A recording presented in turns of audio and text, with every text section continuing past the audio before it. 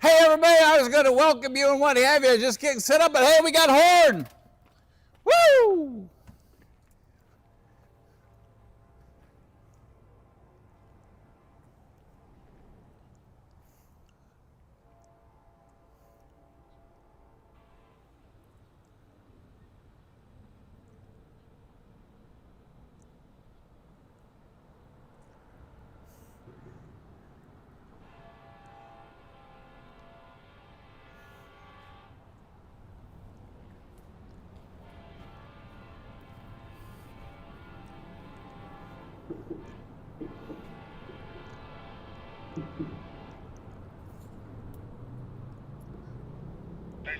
Northbound. Harris, clear, north. Go.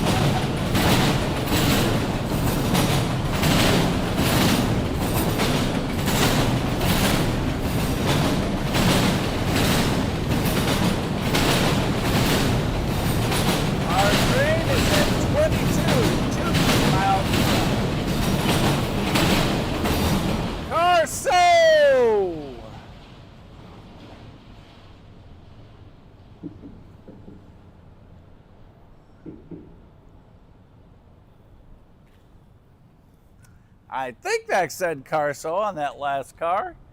Y'all let me know if I was right or wrong.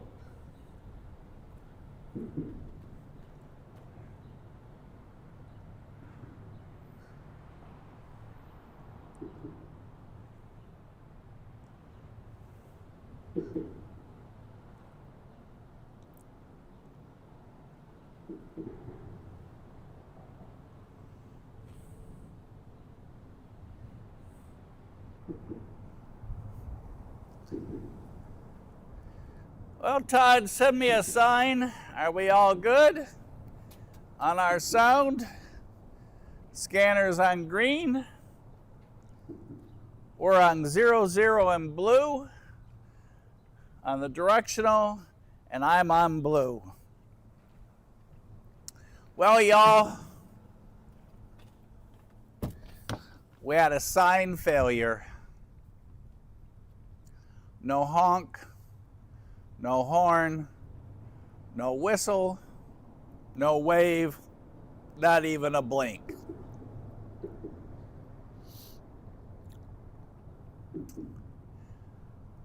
But we had fun. This is our Horn Salutes needed sign. Maybe I should change it to wanted. Horn Salutes, well, it is wanted.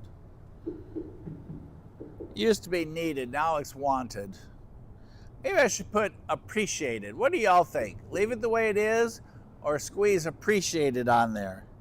I tried to keep it as simple as possible and direct, but they are appreciated. And he sits down here in front of the camera.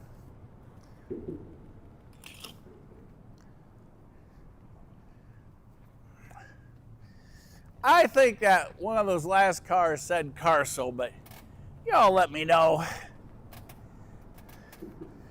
Hello, everybody.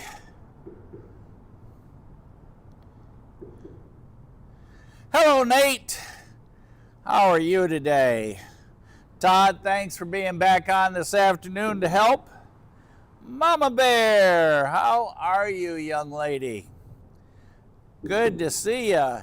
Hello, Andy. Looks like Andy's going to make a trip coming south.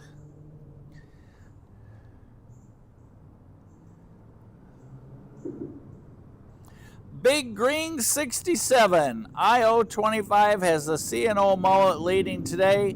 It ought to be out in the northern end of Chattanooga sub. Well, tell it ought to be down here in Dalton. That's where it ought to be. And Marie, how are you? And yes, early evening. Glad to hear you're doing well. Well, hello, Tony. Welcome back to the afternoon version. And as always, this side of the barrier, it's almost like a barrier. Right here in the middle, we're under this multi-million-dollar bridge built by the state, which many of you recognize. This side, beautiful blue sky, puffy white clouds, a slight breeze, just a day to relax. This side, no puffy blue clouds, white clouds, or any clouds, just mean old storm-looking things. Wind's blowing this way, so I have to assume, and Todd and Alan will make sure that I stay safe, but it's all right there. I'll show y'all in a second.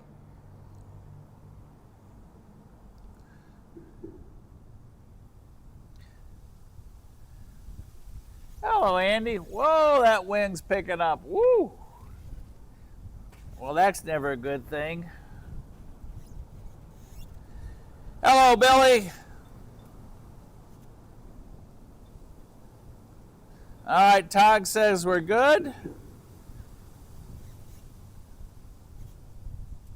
Oops.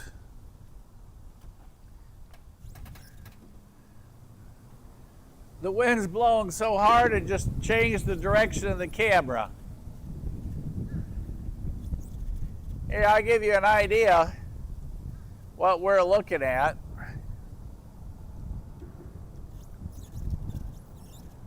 Todd, you tell me what's coming, but just to give you a contrast. That's looking south. That's looking north.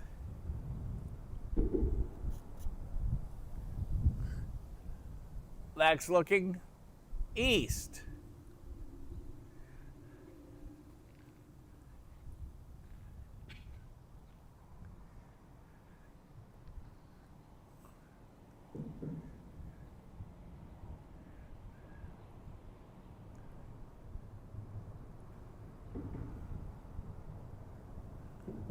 And that's back to yuck.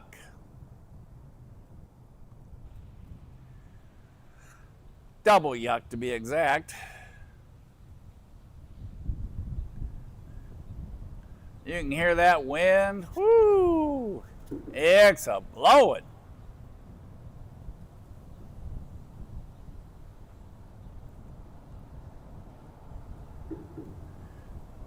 So, it's good to see y'all. Good to have everybody on this afternoon.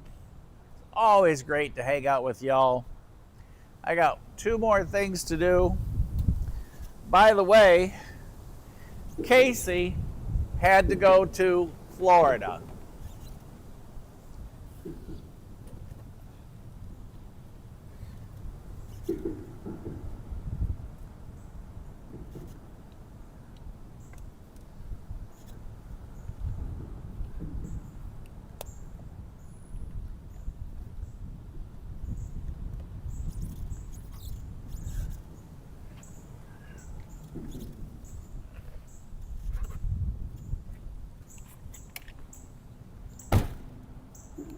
Therefore, y'all are stuck with me.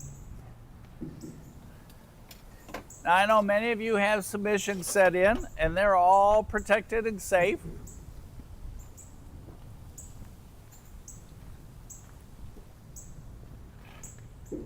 You're just going to have to hold out for 1 more week for all our normal Sunday night friend and fellowship and good times and whatnot. There's a bird just chirping and carrying on up here. But anyhow, no Best of the Rail show tonight. This is the Best of the Rail show right here. You guys and me and us and you guys. All right, I got to collect my bag that blew away here in the wind.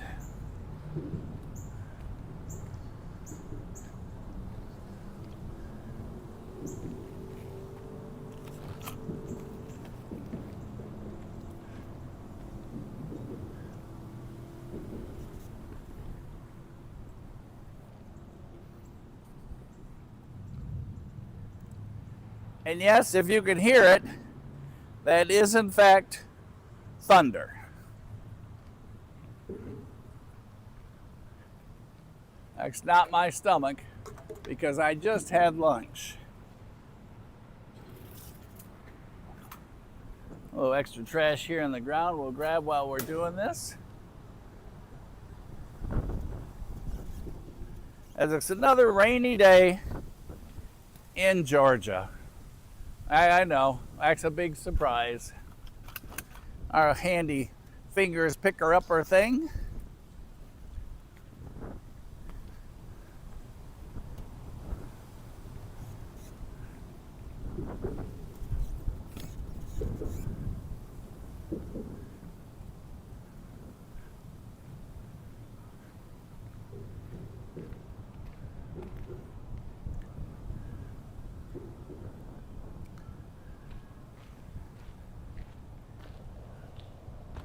Production 6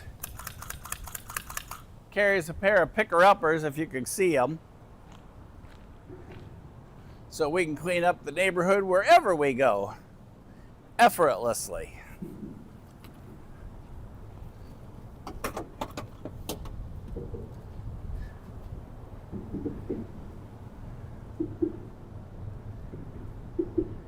Anybody trackside? Let us know. Anybody first time? Let us know.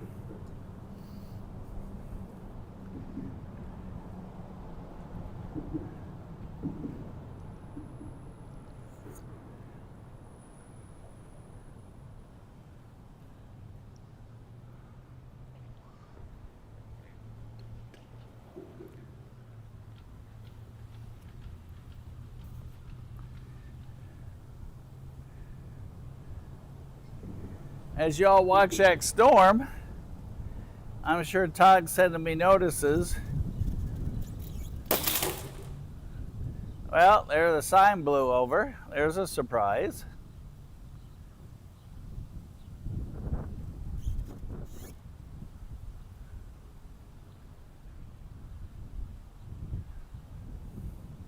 Todd says we're still good. Since the sign's on the ground, lightning alert detected within 10 miles of Dalton. View the lightning map. All right, let's look at the lightning map. As Todd said, it's all to the south of us.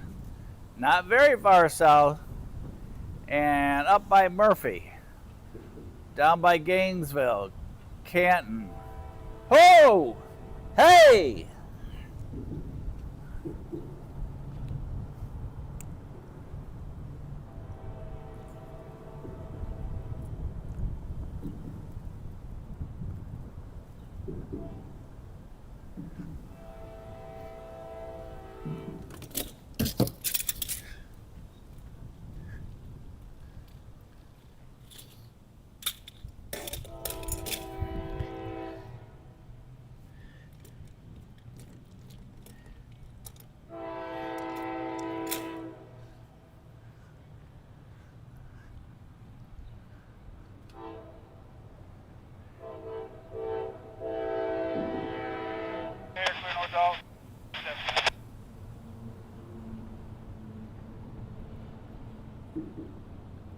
Looks like I see some whiskers.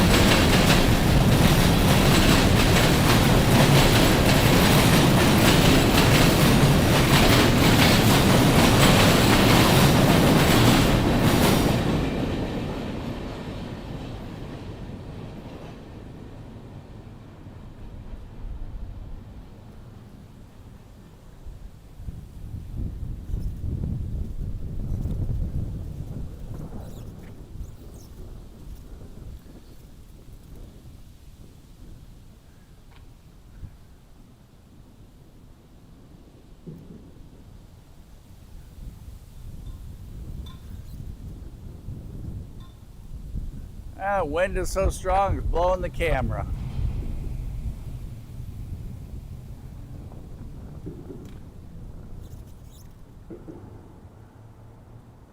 Whew.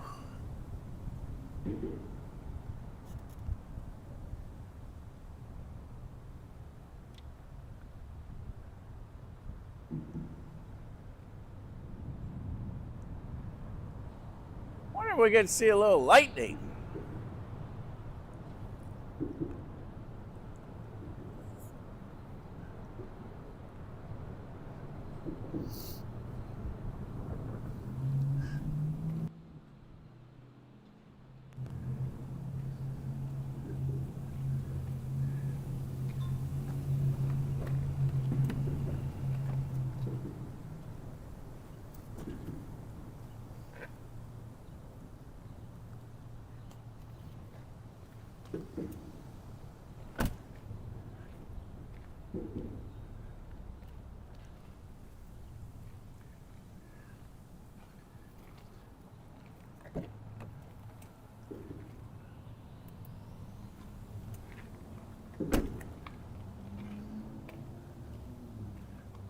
I tell you what, while you're all hanging out with me, we're gonna make an Instagram here real quick.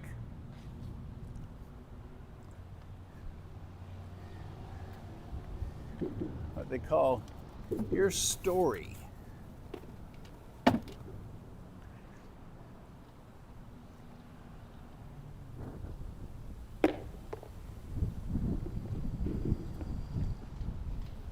All right. Let's get this machine fired up.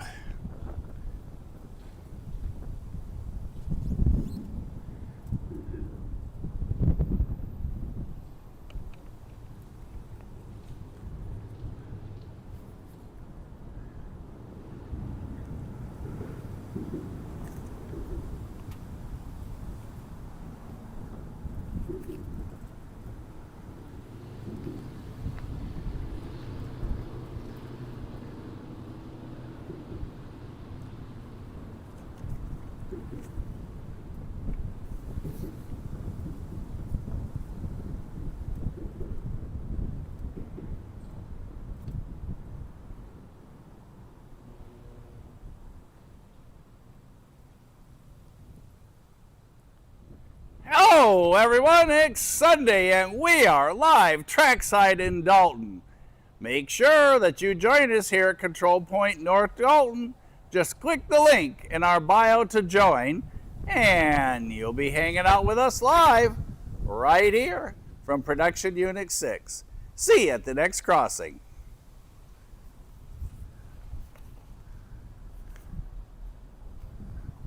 There y'all, we just did your story. Oh, a little bit of sound music there. Whoo! What a difference from this morning to this afternoon. Y'all are looking south where that big old storm looks like it's going the other way to our east, which is a good thing.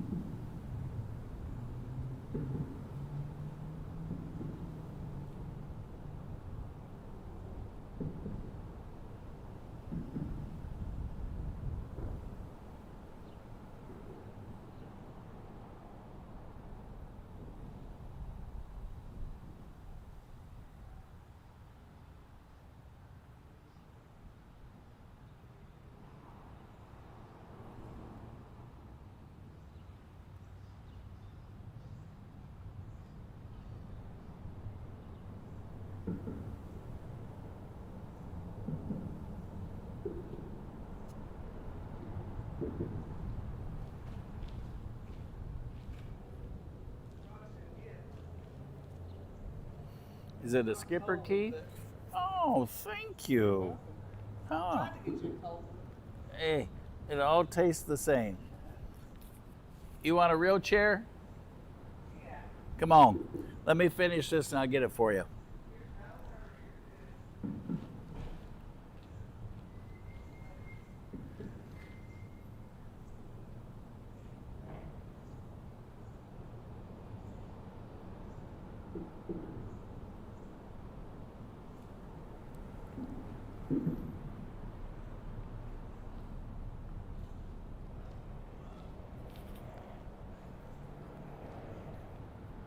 Oh, you're not interrupting. I'm just doing this. Oh, make yourself comfortable.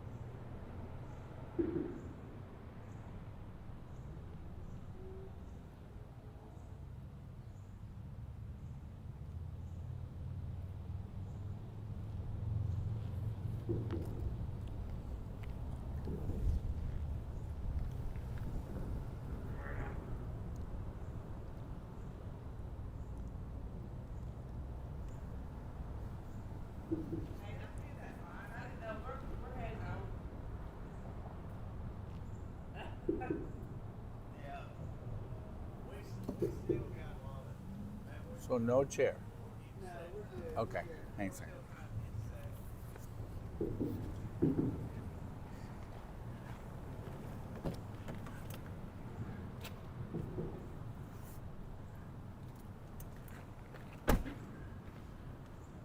Hey Todd, I'm off the chat for a moment.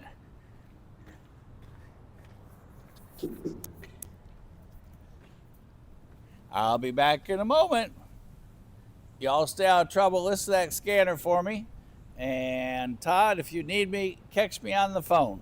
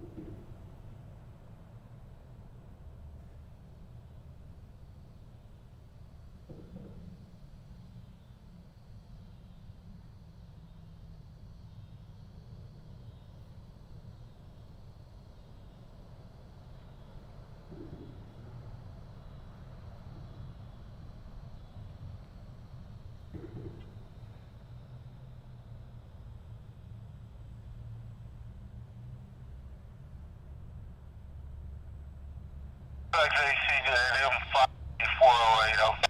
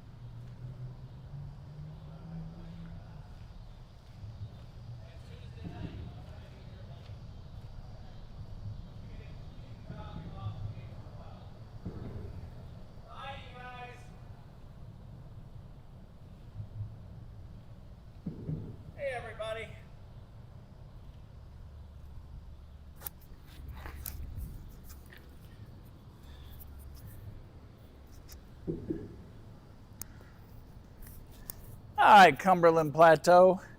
What'd I miss? Anything exciting on the scanner? I got a iced tea delivery, unsweet tea. How cool is that, you guys? Let me catch up with y'all on the chat. Hang on. I'm a tad behind here.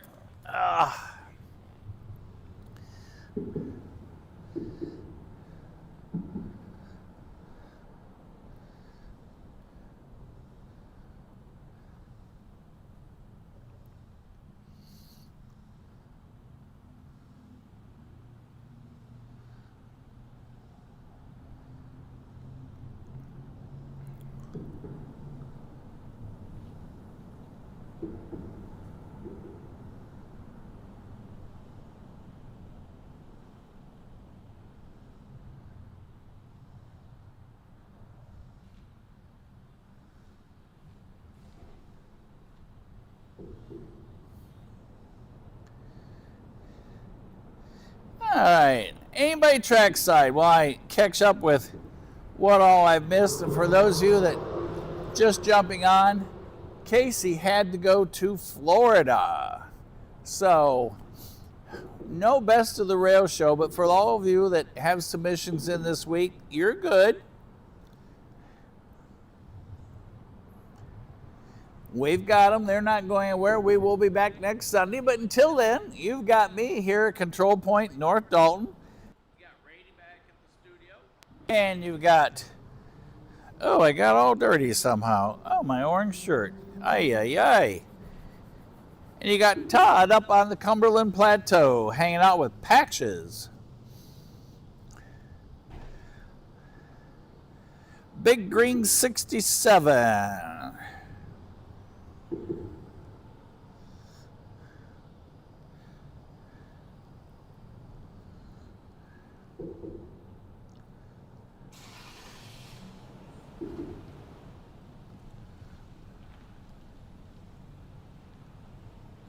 On our first NS train, NS 1187 and SD40 ACE was our leader.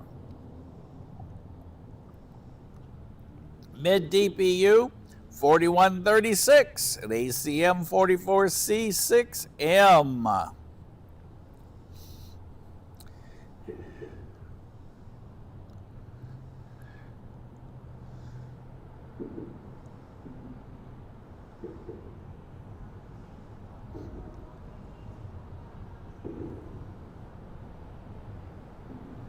Ooh, fried taters, mac and cheese, and meatloaf. Yum. Mama Bear got a new kitchen. Tony, all those dark clouds that Todd said would be okay, he's right. We were okay. They all dissipated. Now we got bluish gray skies to the south and crystal clear blue skies with white puffy clouds to the north of us.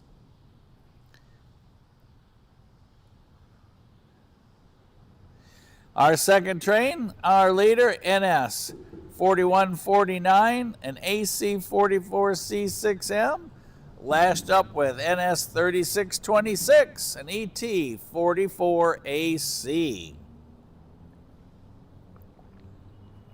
Yes, Todd, we did have a gathering under the bridge.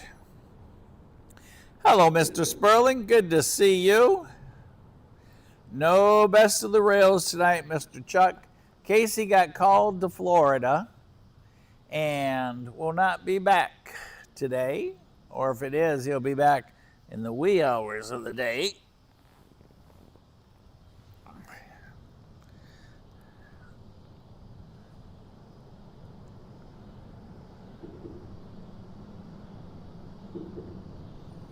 Anne-Marie, you have a fantastic evening. Todd says M584 may be coming.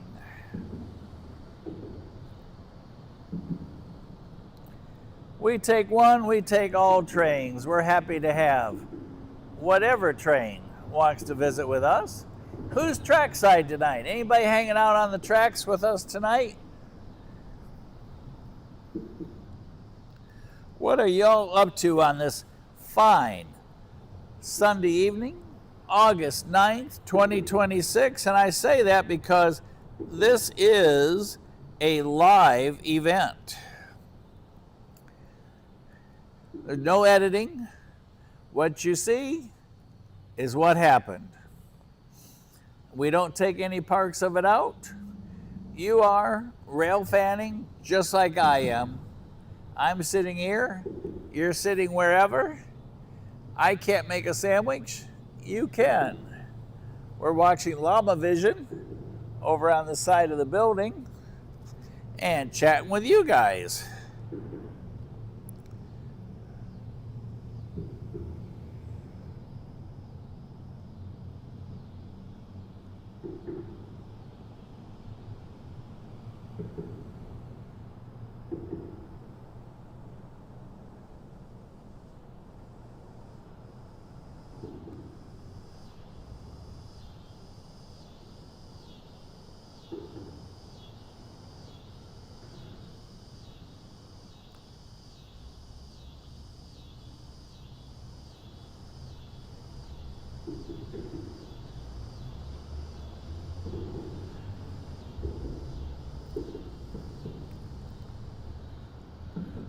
Checking heritage apps, seeing if there's anything happen to be newsy.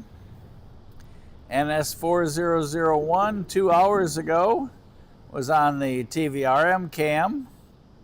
Penn Central through Chattanooga earlier today. Illinois Terminal sitting up in the Chattanooga shops.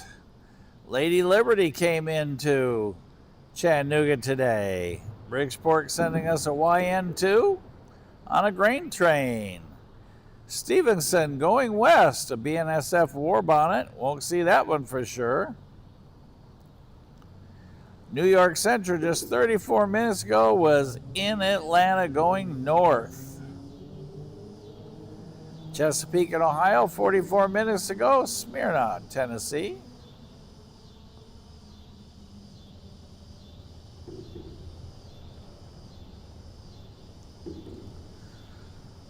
So, nothing on the radar exciting for us, according to this. But, as we always talk, you never know. Rail fanning's like buying Cracker Jacks. Every box has a surprise, so every time we come trackside, we get some kind of surprise. Something cool, something unique, something awesome.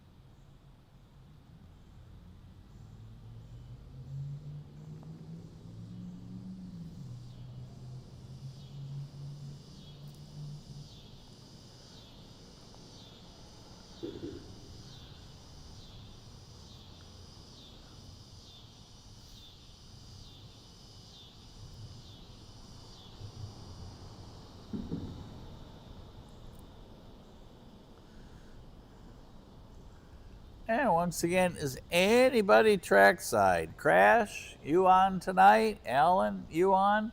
Anybody along the tracks? Jake, up there in Middle Tennessee, what you up to tonight?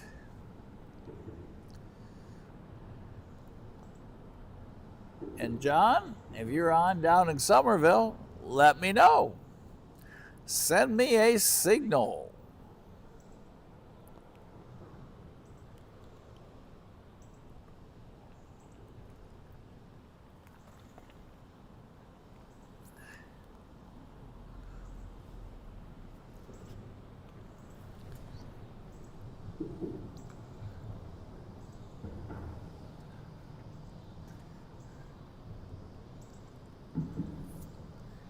Everything's kind of quiet down here, nothing overly particular to show you or tell you about. Like I said, we're just chilling like villains.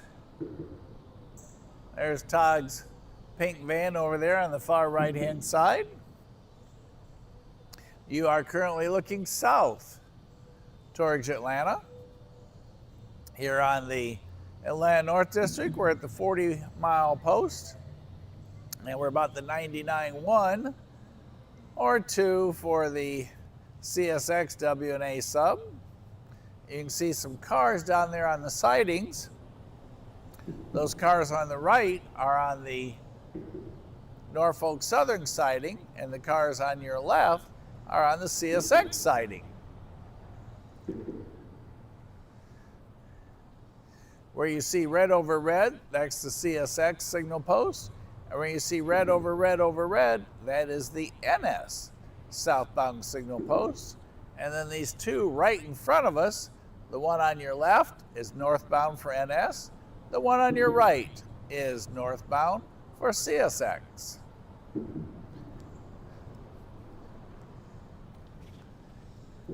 And remember, I cannot hear the scanner where I am, so you guys are going to have to tell me whatever we happen to hear on that scanner.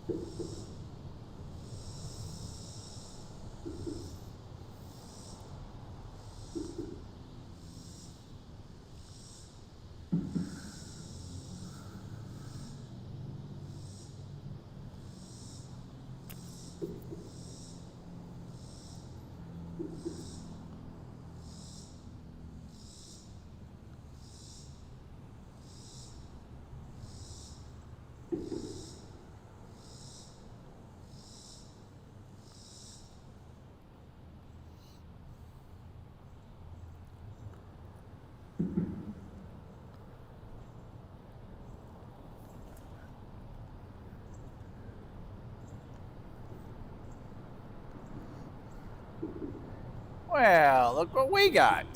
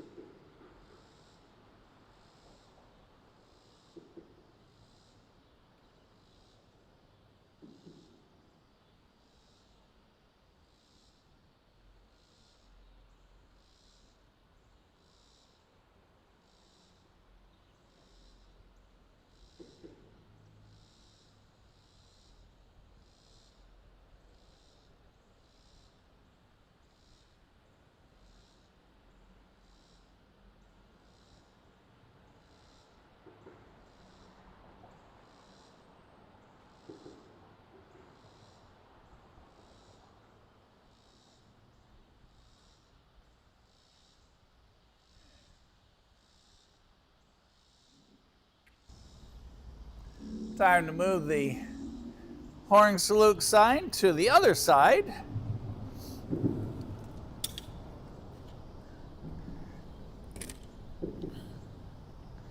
Let's see if the wind blows it over again.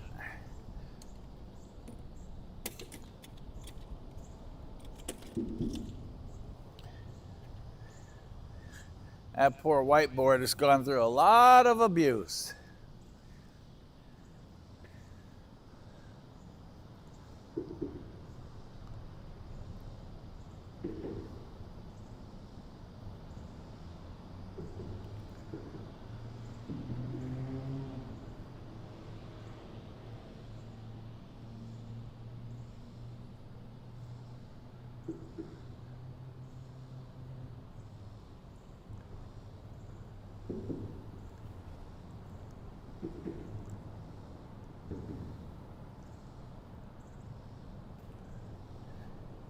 In case someone didn't notice, yes, NS, green signal indication on southbound tracks.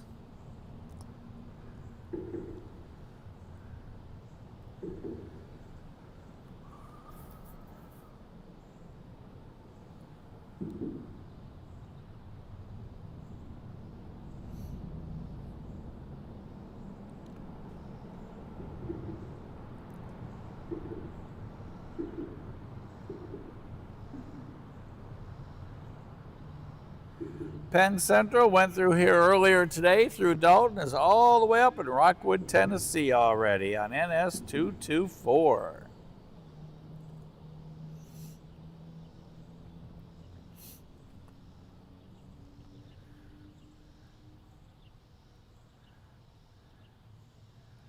Chesapeake in Ohio just reported in Tullahoma, Tennessee.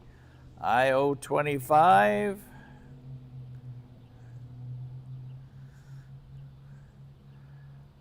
coming south.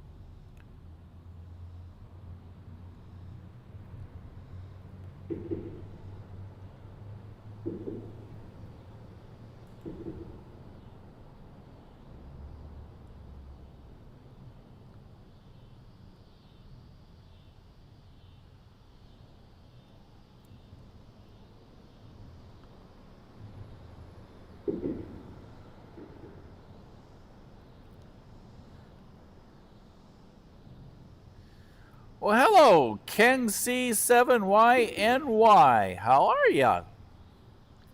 And yes, Todd, we do have a green on NS southbound. Ken, where are you at?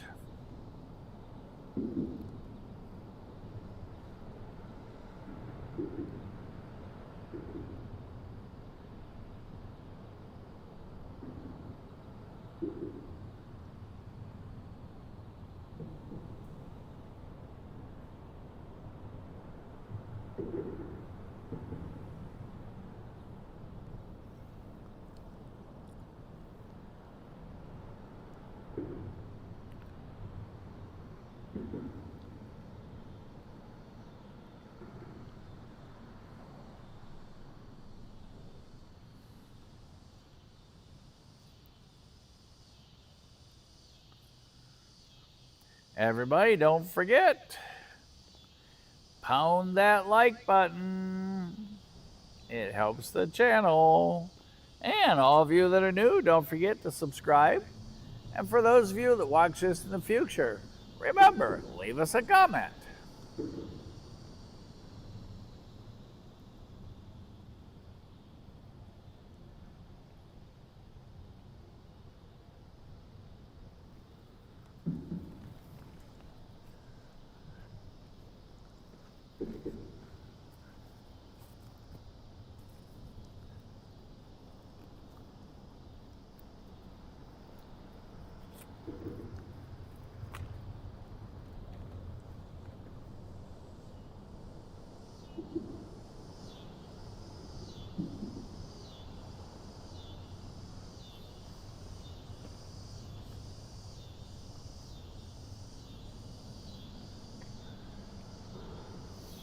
Anybody hear anything on the scanner, make sure you let me know.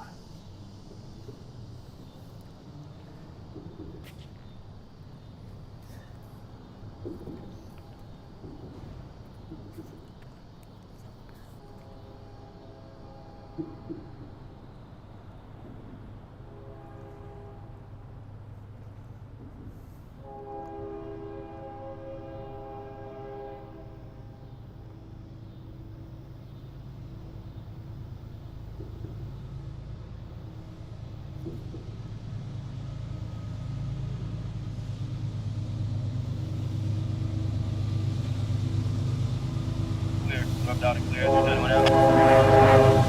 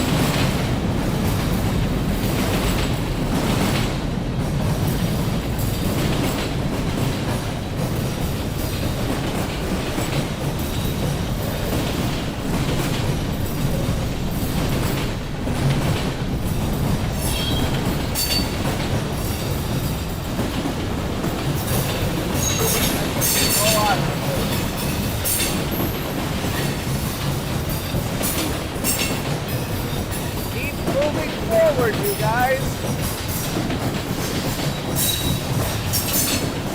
Oh, look, an old shoe light.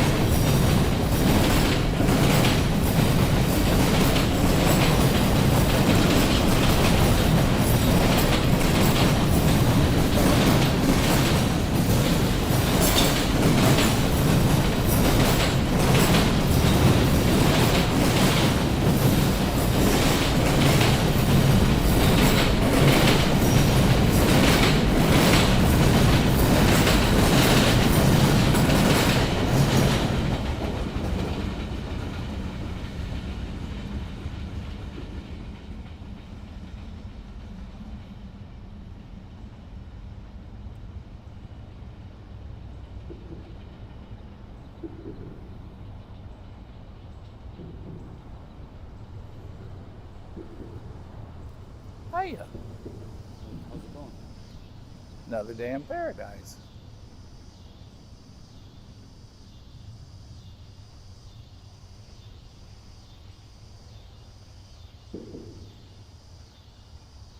And there goes our southbound train.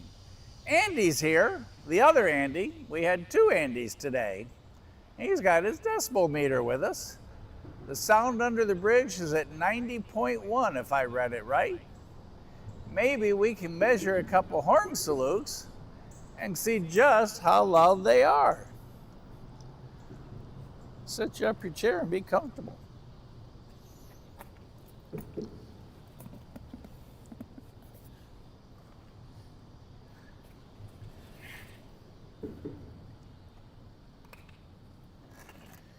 Anybody know how loud a normal horn decibel is on a railroad locomotive? And anybody know at what point you should protect your little ears from these things called a decibel?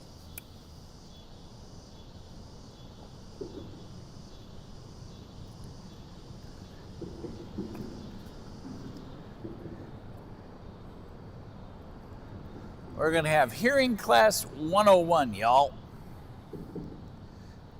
Hello, Jake. How are you tonight?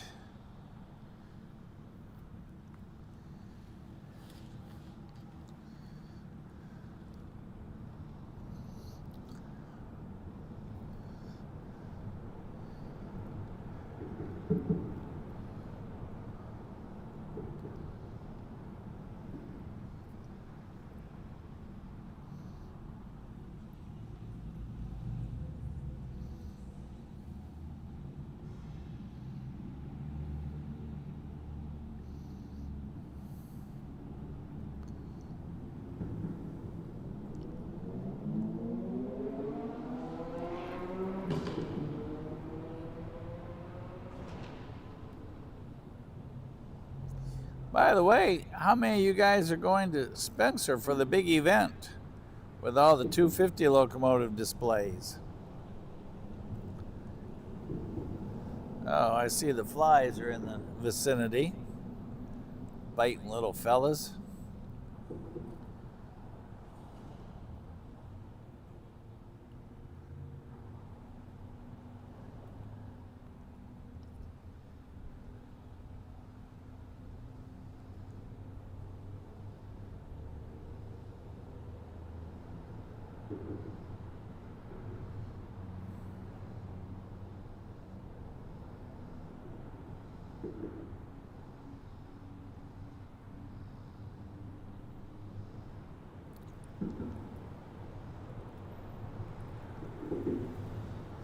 BNSF War Bonnet, number 717 in Huntsville, Alabama.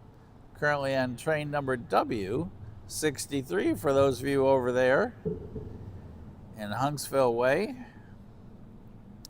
We need to plan a trip back over to Decatur. Matter of fact, Caleb is having a Railfan event this coming Saturday, August 15th. We'll be tied up that day, so we won't get to make it over there, but for those of you that are in the area, might be something you'd like to do. Decatur is a great train watching place.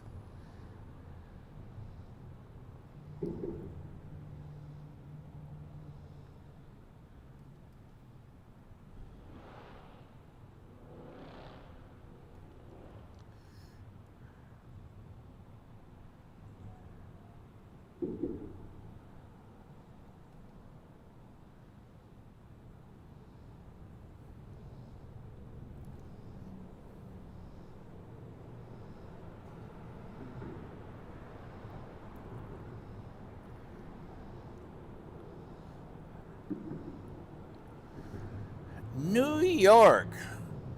I bet you it's beautiful up there this time of the year. You're on the CSX Chicago line, New York Central. Hey, that sounds like a busy place. Oh, William. Yeah, did you all see that old Snoot line boxcar? Or maybe it was a hopper. I was so busy looking at Snoot line, I didn't even pay what attention it was. Boy, he's been around for a hot moment. That was NS 371 going southbound.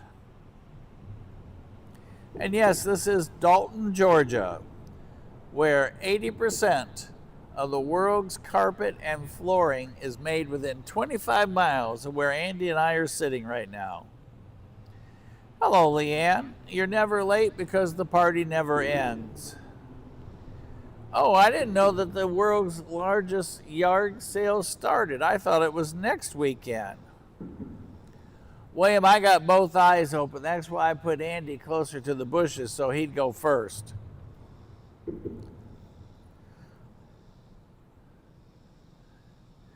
Our third train, lash up, leading 7534, an ES44DC, coupled up with NS1218 and SD40 ACE. Nice group. Leanne, love the painting video. I just wanted to put my fingerprint in it so I could be preserved in time in that railroad car. Hello, Brian Rock. It is good to see you this Sunday evening. Ben Jones Cooter from Dukes of Hazzard passed away not long ago. Well, that's sad. Oh, 40 to 50 trains a day? Hey, I like your spot. Yep, somebody's got to barricade me from the bears. It might as well be Andy. All right, who knows what the average number of decibels are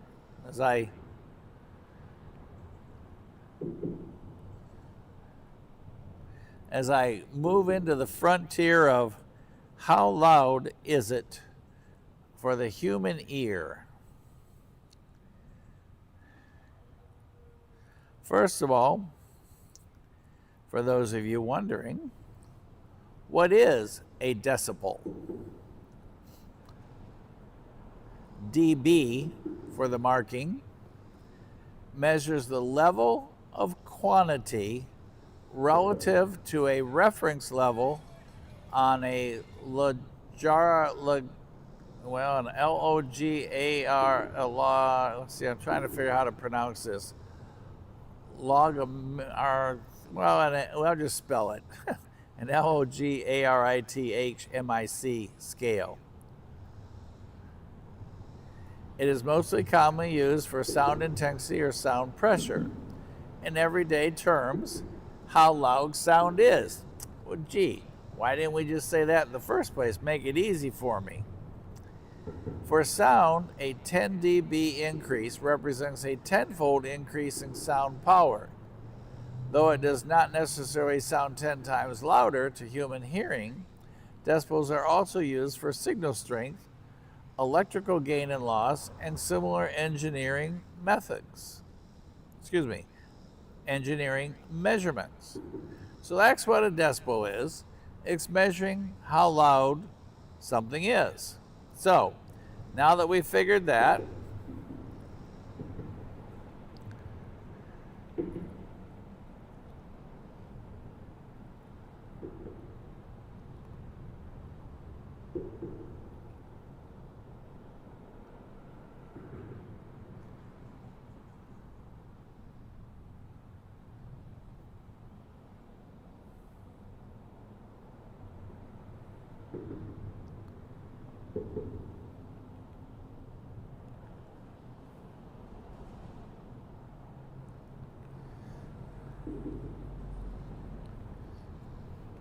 how loud of a decibel level is considered normal to hear?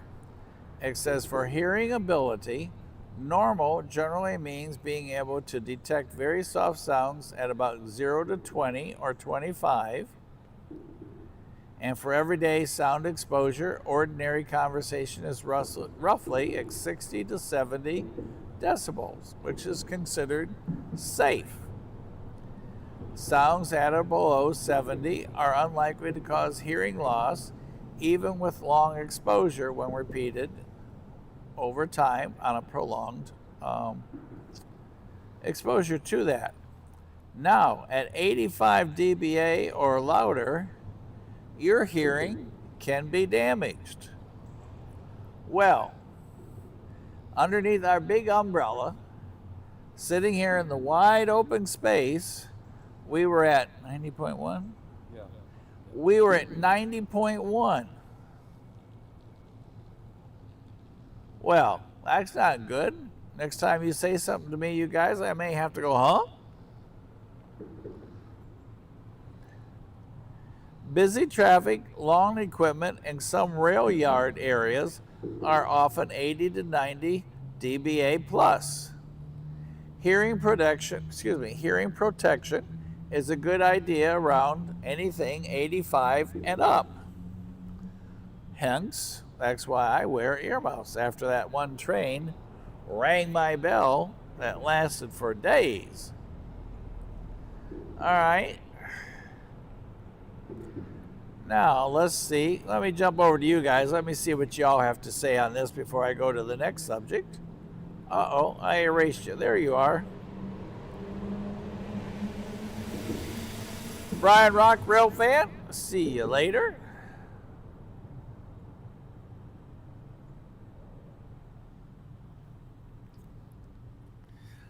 Well, like I said, we just tested that train that went by, and he was at 90.1, or was it 91.0? Somewhere, yeah, it was something that was very high. We'll just call it 91 since I can't remember. Anybody trackside, by the way? All right, so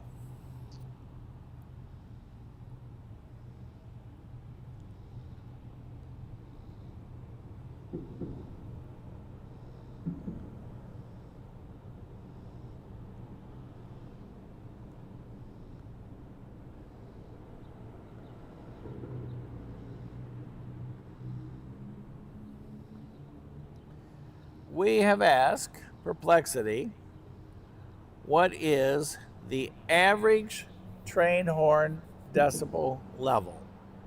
And it says a typical U.S. locomotive horn is about 100 dB when he is 100 feet away from you. So 100 feet in front of the locomotive, a reasonable average is roughly 100 to 105 dB at that distance. The number changes substantially with distance, horn model, air pressure, direction, terrain, wind, and reflection from buildings.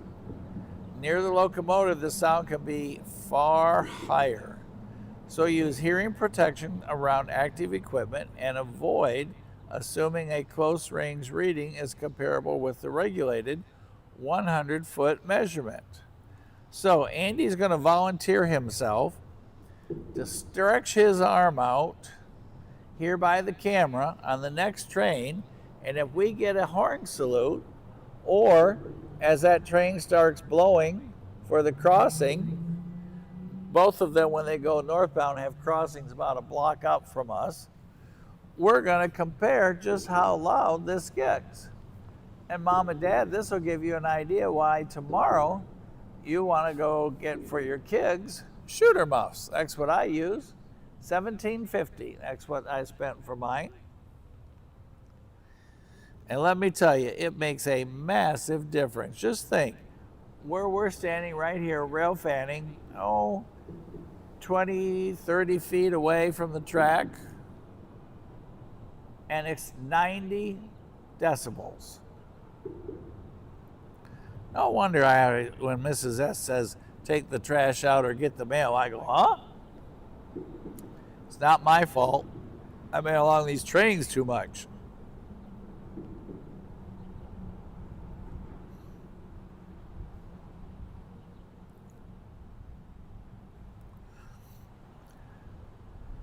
So far, none of you have admitted to being trackside tonight. That's unusual. It's a beautiful Sunday night, or at least here it is. It's not raining. I don't see Crash down at his assigned post between the signals. That's kind of unusual.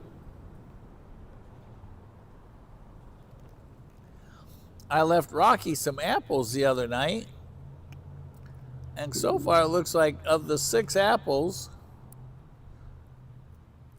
4 of them are still here. And what we decided to call the rabbit? Y'all help my memory. What's the rabbit's name?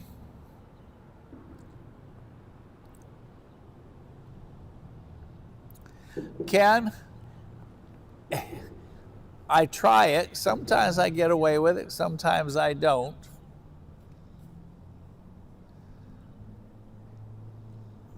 And I just blame it on this darn train track. Oh, you can see that's right, Peter. Why was that so hard for me? Thank you, Lucas. Peter Rabbit. There's only 2 carracks of the 6 carracks that I left gone. So either he hasn't smelled them, seen them, found them, or somebody had Peter for breakfast. Hi, Lucas. Well, that's pretty cool, Ken. You can go in your backyard and see the tracks. Man, I would never go to work if that was the case. I'd just be sitting there on the porch with you guys all day long, and then I'd plug the camera in for all night long. Man, that is just too awesome. Can you imagine if I could get a house along the tracks? I'd be lucky to even get the trash out. Yes, the bear is Yogi. I remember that. Peter the rabbit, or Peter the hare.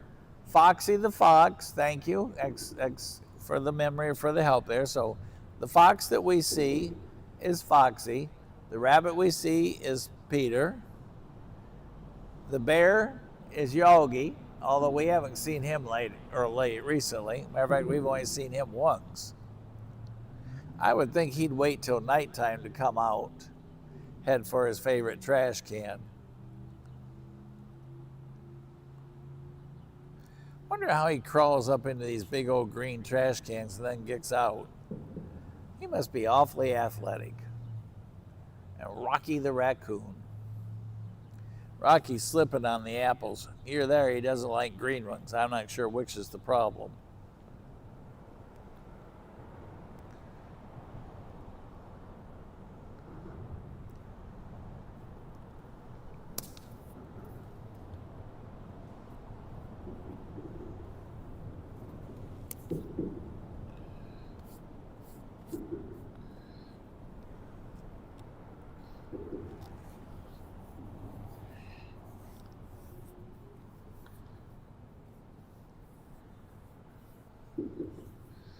May have to break down and get the mosquito spray out. They go down there and hide in those spots. I don't see them. And dude, dude is the guy in the road. For those of you who haven't heard the story the other night, and most of you were on with me when we gave, I believe his name was Reyes, came to check on us, see what we were doing, and he was looking for an accident in the area, and we hadn't heard it, and we told him, and then we gave him a shirt because he spent a little time with us, and what y'all doing? And then as I was leaving the other night, over here on the road, the exit road I go out on, around the corner, the old boy that we named Dude was laying in the road. And thank goodness I saw the white on his tennis shoes, on the bottom of his shoes, because he was zonked out right smack dab on the road, almost towards the, well, he's pretty close to the middle. He all stretched out. I came bebopping around the corner and like, whoa, I think I see Dude. And I did. That is a dude. So I roll the window down, like, hey! No response. What are you doing there? No response. So I backed the truck up. It's like, oh no. Please don't let this guy be dead in the road. Oh, and yeah, we have the cool hawk too. I'll tell you about the hawk in a minute. So I back up, and there's this huge concrete wall that holds the overpass up, so you can guess how dark it is. And I'm freaking out because I'm thinking, because he's not moving, he's not responding, he's not anything. And he's on his side. So just before I mean literally inches before I run into this big old concrete wall, I get the truck stopped. It's like, oh, thank goodness I didn't hit the wall. And then I blew the horn. Nothing. No movement. So we did 911 and reported an unresponsive person laying in the road. He's not standing on the road. He's not sitting on the road. He is flat laid out in the road. So Reyes was the first officer. I believe that was his name. He was a super great guy. Was the first officer on the scene. We told him the story, and finally he managed to get response from the guy. And it's like, oh, thank goodness. So right before the officer pulled up, like I said, this gentleman that we've named Dude here officially on the channel, he plops over on his back, just kind of like the wind blew him over. And there he laid, both feet straight up in the sky. And it's like, oh, we just watched his last breath. Thank goodness that wasn't the case. Reyes was able to roust him finally. And at some point after midnight, he wandered off into the dark, and we haven't seen Dude since.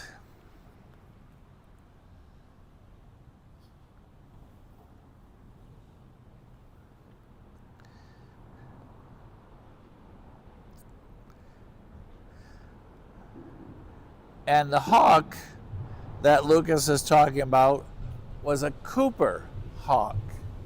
And he was just beautiful. And I would guess, he was more than a foot tall. Since he was so busy having that fat pigeon for dinner, I didn't want to go over and interrupt things.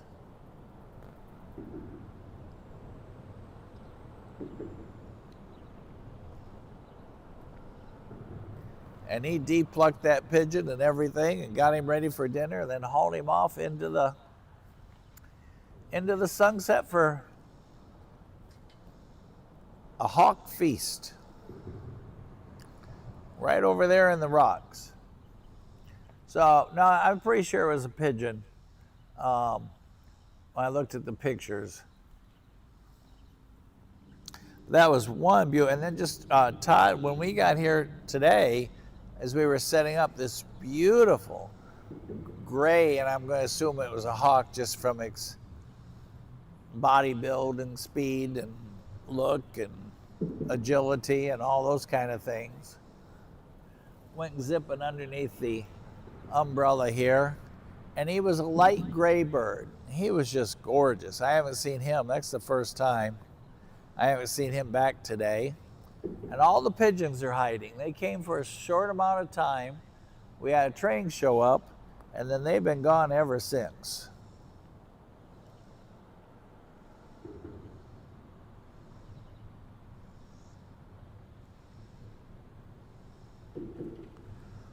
What's a Harris hawk, Tony?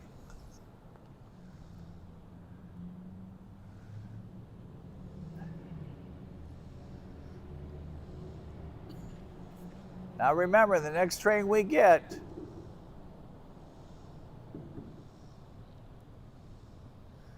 Andy's going to stick his arm out there.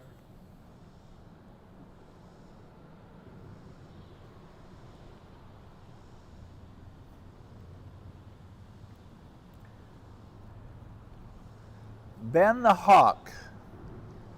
All right, Todd, you make sure you keep a legend of this, because you know by tomorrow I'm going to ask you whose everybody's name is again. So Ben the Hawk, Peter the Rabbit, Yogi the Bear, Dude in the Road, Rocky the Raccoon, did I say Peter the Rabbit? And Foxy the Fox. What about the bear? And Yogi's the bear, or Yogi. Oh, you're okay. Yogi's the bear. We're going to name him Cooper in memory of Cooper from Dukes Hazzards.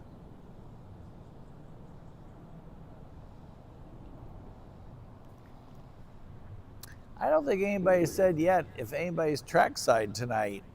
It is a beautiful Sunday evening, depending on where you're standing, as to whether it's rain or not.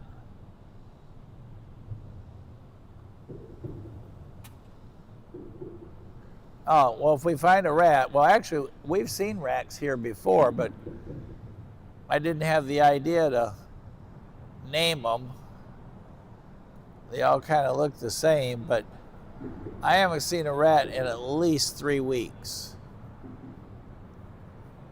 I'm gonna see that fox come running through again. It does, real regular. It's just a beautiful, beautiful fox. And it normally comes from there, goes right down that ravine. Unless I'm standing here, then it jumps over the tracks, goes around, and jumps back the tracks. But it's just a beautiful fox. Oh, what are we gonna name the rat? Geez, Lucas, I don't even know how to pronounce that. Can we keep it like simple? How about just plain old Louie the rat? Hear that? You're gonna have to send me a how to spell a R-A-T. Jerry, there you go. Jerry the rat. Hello, Crash. I've been wondering where you are. If we have Alan on here, he'll give us a rundown of every hawk there is in the area. A red-tailed hawk. That sounds pretty cool. Crash, how you been? You just get off work. We've been waiting to see you down there in your spot between the signals, but we haven't seen your truck.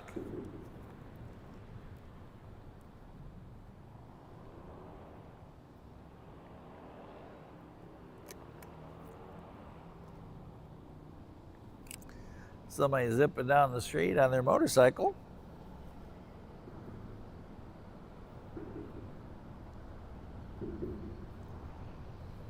There's a couple rat names. Well-known rat names. Rattus, or better known as Rizzo the Rat from the Muppets. So Rizzo the Rat is a popular name.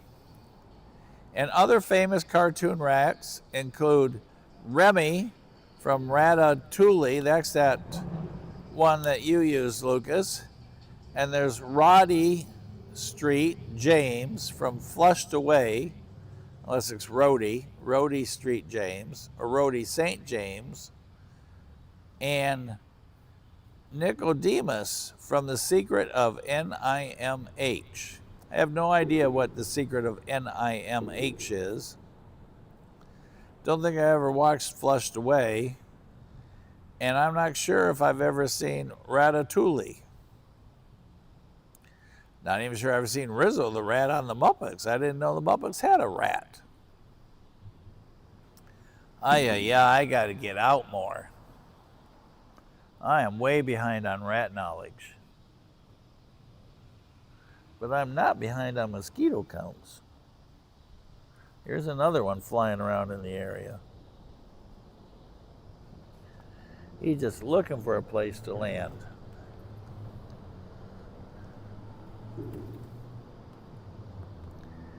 I think Andy needs a turn.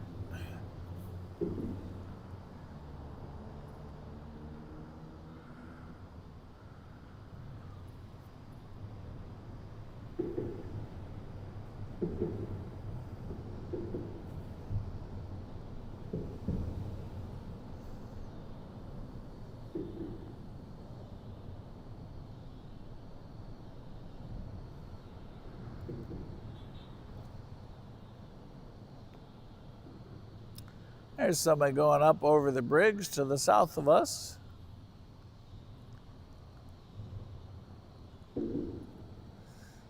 Tog said the rail cam up in Cohutta is still down. Oh, there's a biting little bug. And he's just a little guy. Hope he doesn't fall in my tea glass.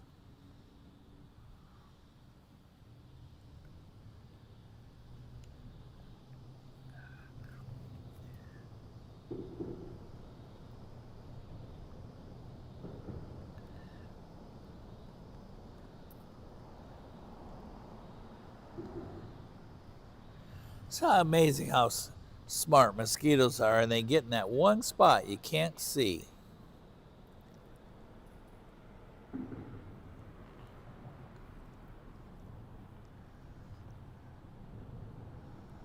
Chesapeake and Ohio reported in Cowan, Tennessee.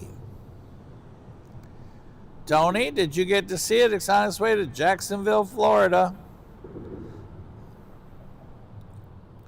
Hey, our old friend the PC Junkyard is up in Cowan tonight. Hello, PC.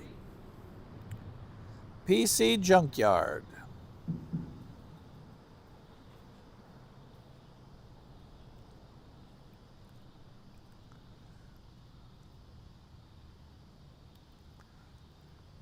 Lucas, I got your audio clip. I'll play it when I'm away from the camera or away from my mics. Now that I have a lapel mic on, I have to be careful what I play. Or say, for that matter, because y'all hear everything now.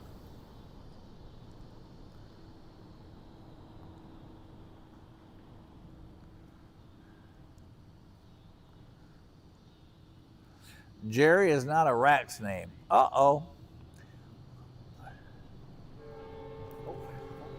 All right, Andy's got the decibel meter ready. I'm ready. Here we go. Come on, everybody. Horn.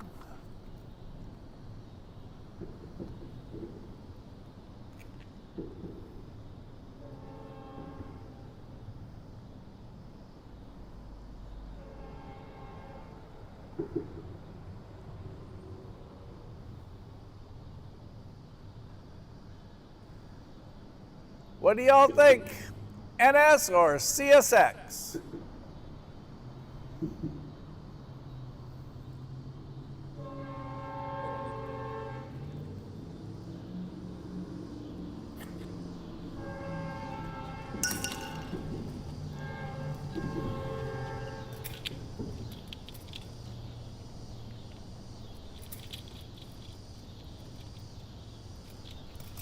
Andy's fixing the sign because I forgot to.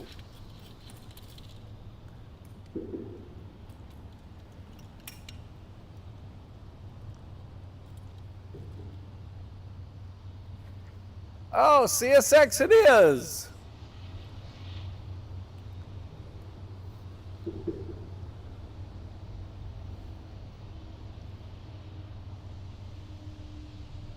All right, we just came to honk now. We'll get a decibel reading on this horn. Andy's going to jump up and down to get him to wave.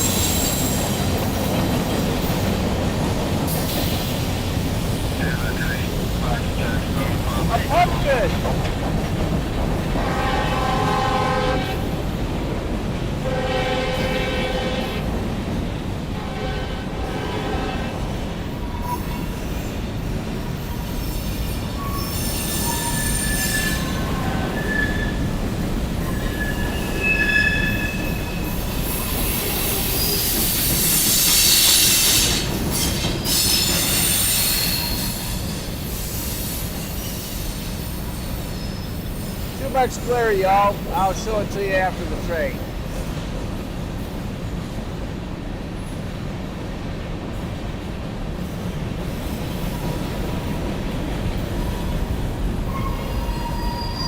He's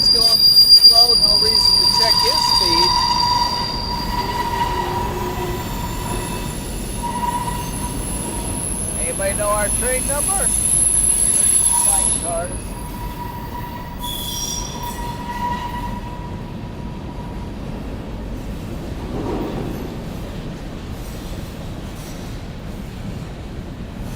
The mysterious lady.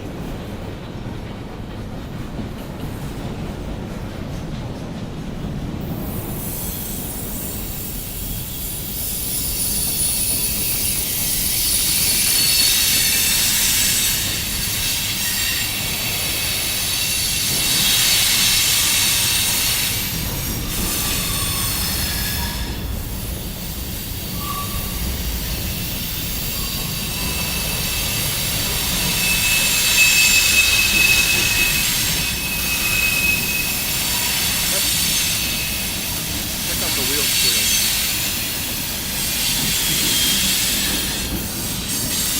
Our wheel squeal is registering almost 90.0.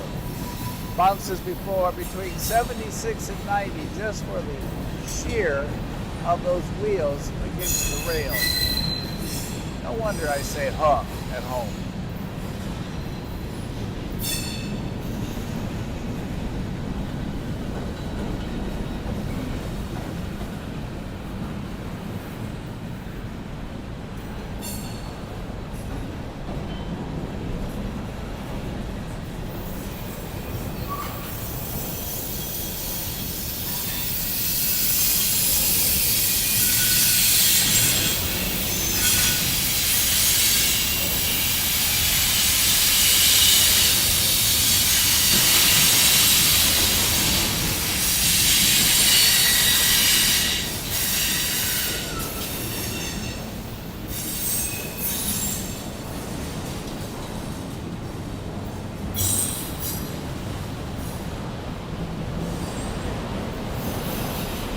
There we hit 80.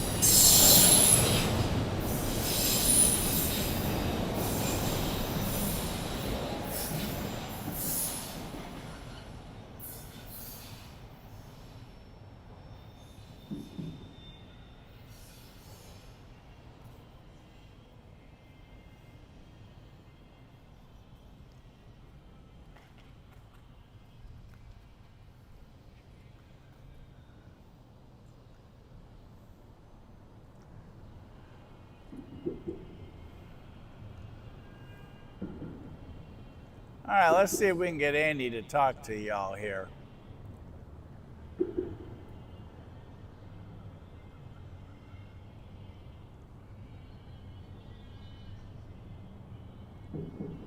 All right.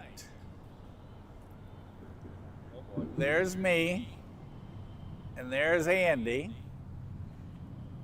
He's going to show you the meter. Like it's already. It's not gonna. It doesn't store the. Oh, well then he's going to tell you what we hit for that locomotive horn. The horn was reached 110.2, I believe it was. Huh? 110.2 decibels. See? And it works. You just go, huh? And that squeal, the loudest squeal was 93.3. So 110 decibels on our horn for our locomotive, and we're not directly in front of him. We're off to the side, as y'all can see. He's a good 25 feet over there, 30 feet at least from us, and then the squelch of the wheels as they make the turn. Ay, ay, ay. Parents and adults, get out the ear protection. there you have it. Now that was just one train, just imagine. After a whole evening here like we do, it's wonder I could hear anybody. But now I do wear muffs, actually. I keep them handy. There they are. $17.50, shooter muffs. Man, they work fantastic. You were with, we were at TVRM, Andy and Jesse and I, we were at TVRM. Boy, we got our bells rung. Woo! Oh, yeah, that was rough. Yeah, that was rough. that was super bad. Oh my goodness. Yeah. Yeah, there's only part of me. There's all of me. Especially with hearing aids in. Holy cow. I looked over at Andy and he was shaking his head and I thought there was a bee or something on him. But at that point in time, I'd already had my hands over my ears, so it really, really hurt.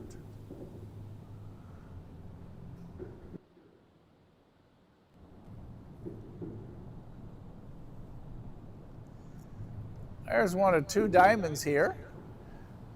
So y'all think about that when y'all are rail fanning, just how hard that is on your ears. I don't know how long you have to be exposed to it, but hey, it's something to think about. 110 decibels, and you aren't supposed to be over, what did we say when we were looking that up? The average, yeah, we'll just say 70, so we're 40 over where we should be. Oh, wait till I tell Mrs. S I have just cause. I see something lime green down there.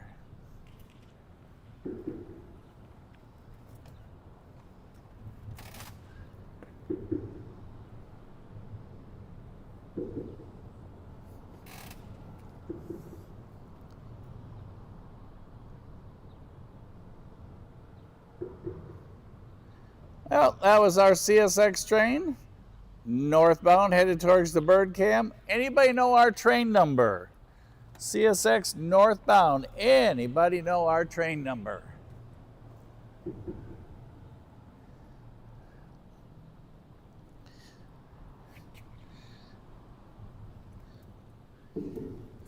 As we continue to monitor not only sound, but mosquitoes tonight.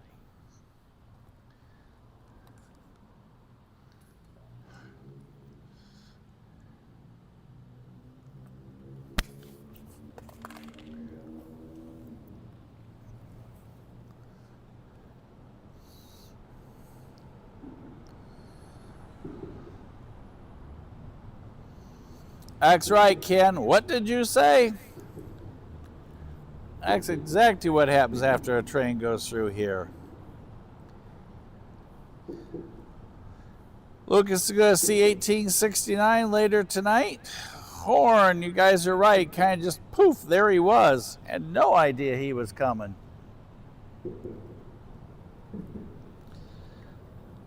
A sour P3 or P5 horn. Measuring 110 decibels. Uh-oh, we didn't switch back. I wonder why not. Let me correct that, you guys. We have to do that again.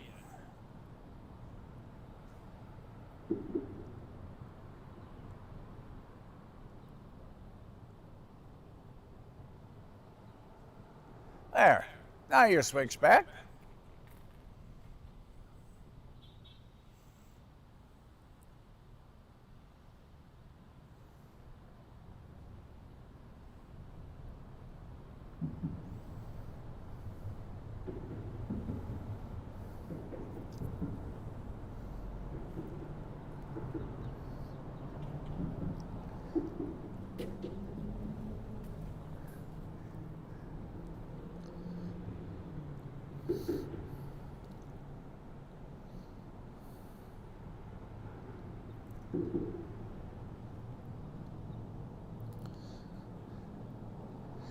Train 4, CSX locomotive 7204, a CM44AC. Lashed up with 4573, an SD40 MAC. Yes, Andy does have a really super cool, one-of-a-kind, limited edition Rail Moment shirt. Good observation. I sure do. And Crash, you know, especially after our last little escapade at TVRM, I've always worn them at the crossing, but now even here, our War Bonnet 717 is now in Mooresville, Alabama, for those of you down that way.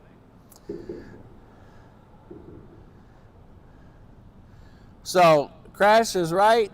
Hey, don't be afraid to wear them. It will make a big difference. Just think about it. If you rail fan 3 times a week, you get 8 trains each time, 24 trains a week. You have gone into violation of ear space 24 times. And you do that 5 days a week. Woo. 52 weeks a year. Tony, he used to be an electrician, so I'm going to guess he got it from there. I like that. Ken's still on, huh?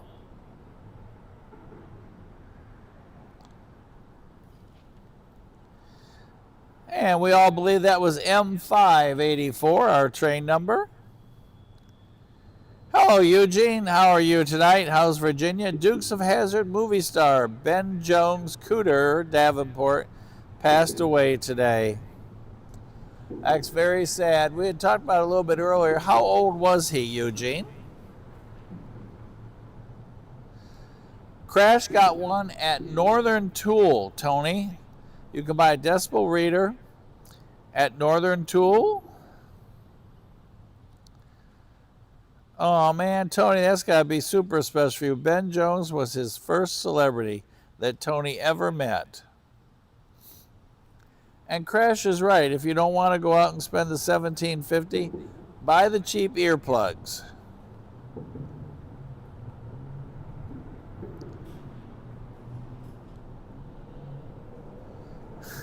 Crash had his until Sasha, his dog, decided they were hers and ate them. Or actually a chew toy.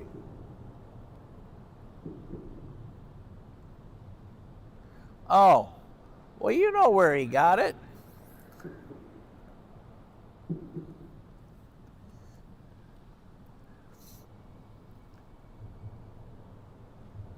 I got it now.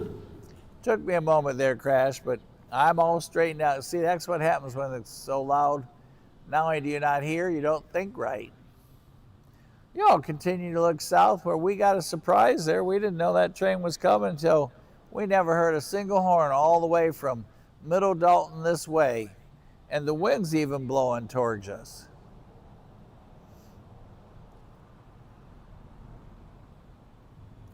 I got mine at Shooter's Gallery. They have them all different colors. They even have pink for girls for those of you ladies that would like to get one. Leanne, Mama Bear, but they have all kinds of different colors.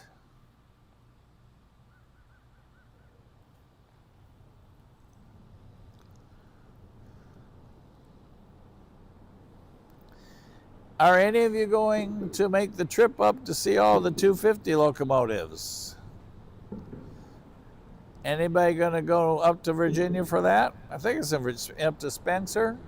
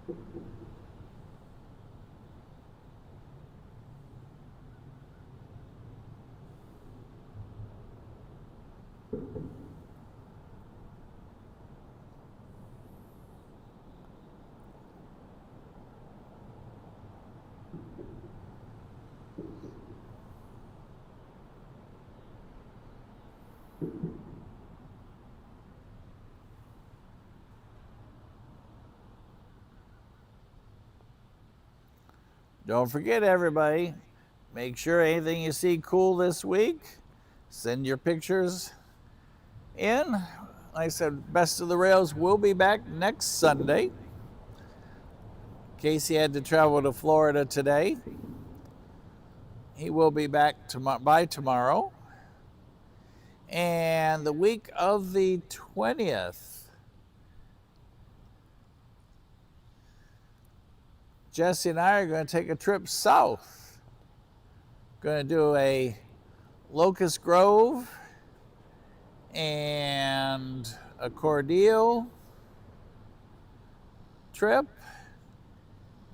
and start out probably on a Thursday evening down in Austell, and then Friday morning Locust Grove. Then there's this really cool, awesome barbecue place I found out in the country for lunch, and we may stop by where the Fried Green Tomatoes movie was. Not sure yet. We haven't figured out the whole itinerary, but I know we are going to Cordele that week. And then the first weekend of October, headed on up to Virginia. And Labor Day weekend, we're going to make a filming trip up to Ohio.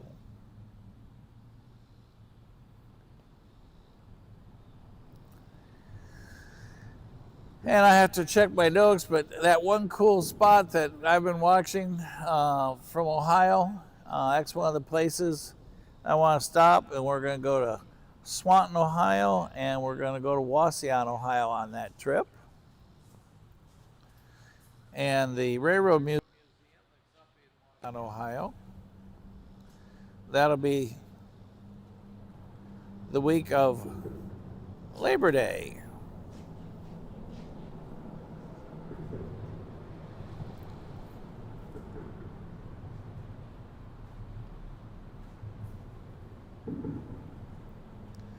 What a beautiful night to rail fan. Oh, it's just gorgeous out here.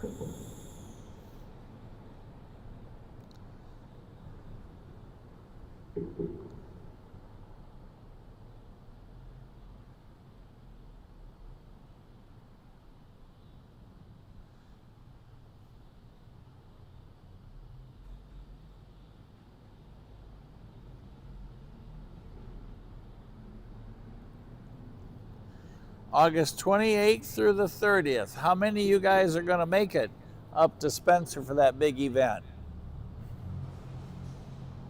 We'll have to put one of you in charge of super cool pictures for the show.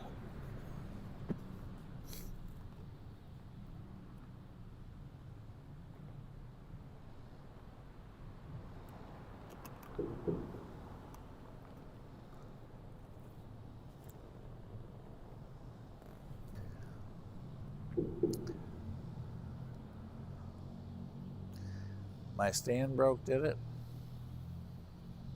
Yeah, The leg came off? Huh. Was it broken before? Got a broke leg, huh? I have to get another one.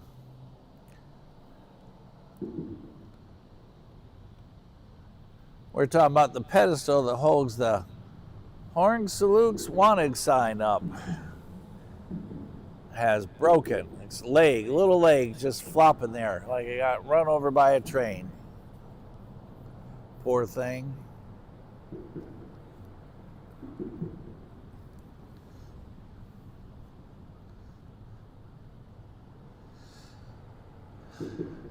Crash, yeah, kind of the same thing for me.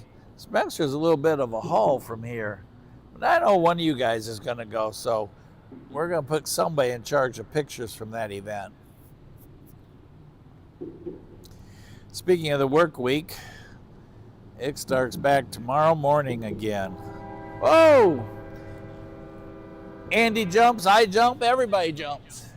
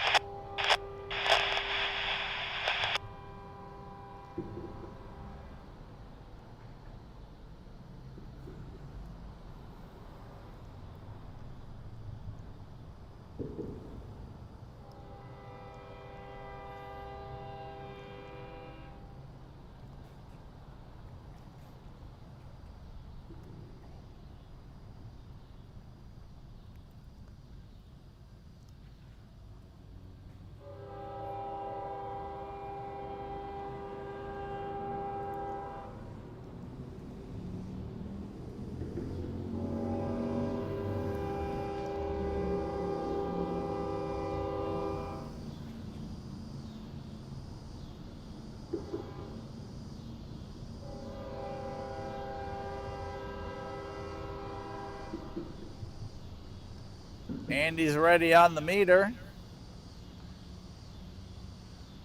Looks like maybe we have some UP motors coming, possibly. I can't quite tell.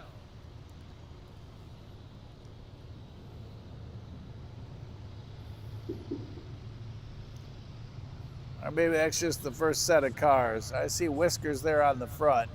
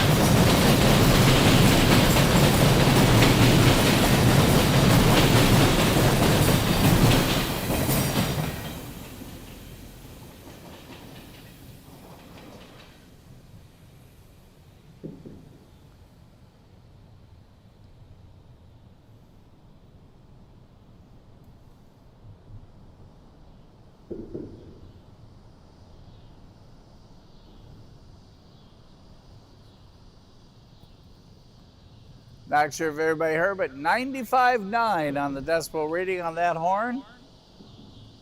Way above acceptable limits for your normal everyday listening to a train. So y'all think about shooter muffs or Alan's idea. Matter of fact, we should get some and carry them on production 6 for folks.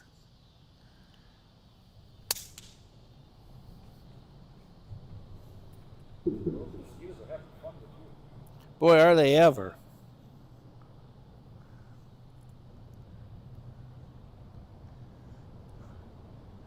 That's the W&A subline going north to the bird cam that way. And that was northbound NS. Did y'all catch that third locomotive? That was pretty cool on the consist.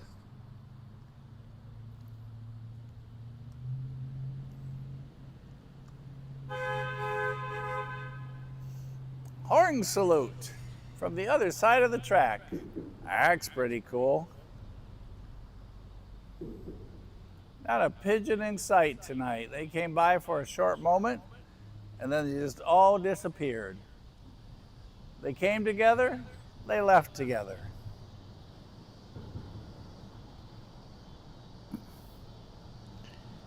They land in the back where you can't see them.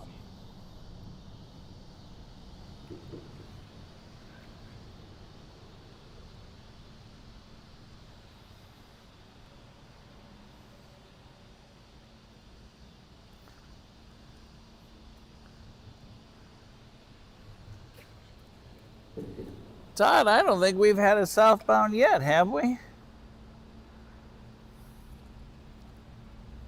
Not since I've been here.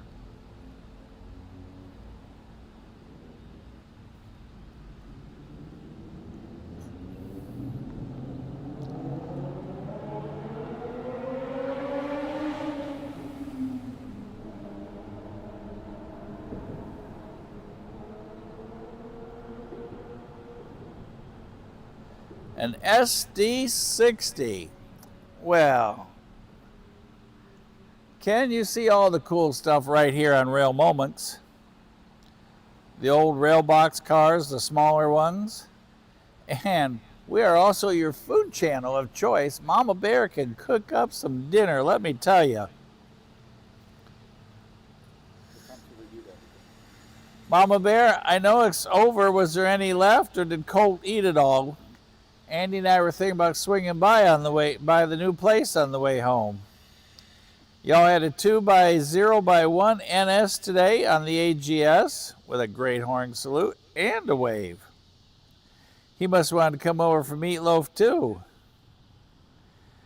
Train number 5, NS, lead locomotive 7548, an ES40DC, 4631 second back. There in the lash up, an AC44C6M, and then our rare, one-of-a-kind, unique, special, awesome, fantastic locomotive, NS6932, as y'all just heard us talk about. Ken said, an SD60E. Whoa. Coke sausages. Mama Bear, if he's thinking about sausage after that, he must still be hungry. Give him the scrapings out of that pan. Oh, Bag 71 Brains. Well, first off, for the last month, literally every night that we have been out, it has rained. So it's been a hot moment since we've been over on the Alabama side. We literally have been pretty much stuck under the bridge for over a month. I love that setting over there by the Tennessee River, although I will not go out on the jetty because, first of all, I worry about falling over. Second of all, I worry about dropping something. And third of all, it's a project to haul everything out there and have connection to transmit. And I love Stevenson too. That's a great setup. I have to run off the Starlink there. I love Stevenson, especially at Christmas time. The gentleman that decorates it does a really, really great job. Oh, Todd said 29F may be on its way. Wow, Ben Jones was 84 years old and just 3 weeks shy of his 85th birthday. His birthday was August 30th. Wow. That's right, Ken. We did have a southbound. You are absolutely correct now that I think about it. I-025 is up and over the mountain past the Cow and Cam about 40 minutes ago. Hello, Big Reed 67. Good to see you on tonight. Thanks for that update. Oh, Colt didn't eat it all. Hey, Andy, there's a little bit left for us.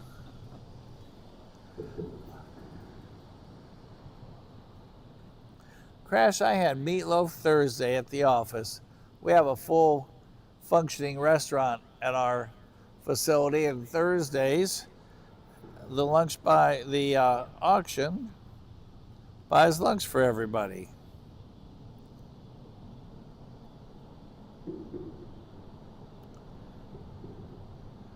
Mama Bear opening up a country kitchen. That would be awesome.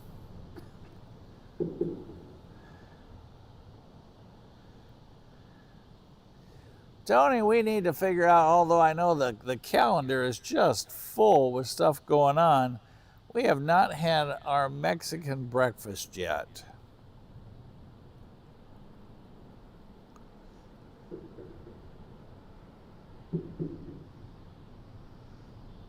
I think about that on a regular basis. When are we going to have Mexican restaurant breakfast?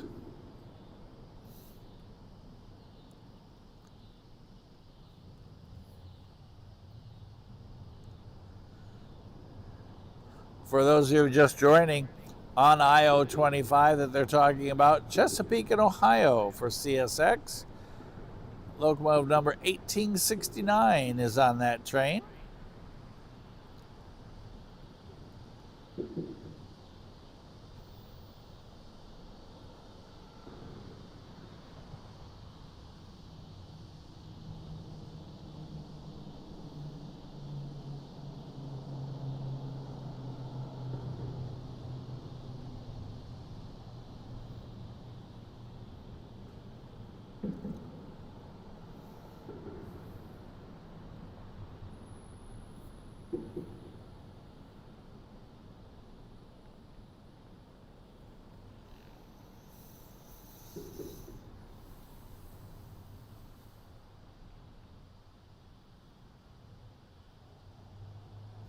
Oh, Crash, I am so with you. There's nothing better than a meatloaf sandwich. Oh. I agree. Tony, what would I do with a collapsible wagon?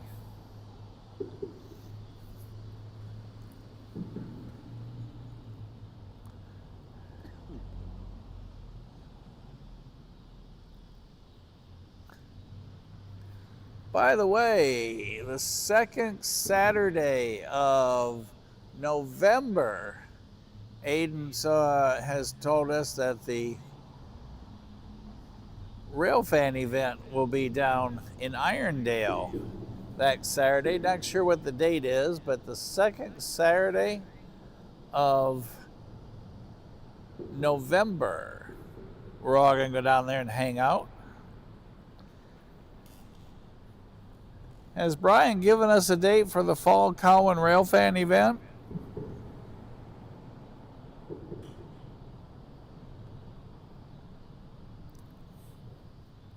Anybody know?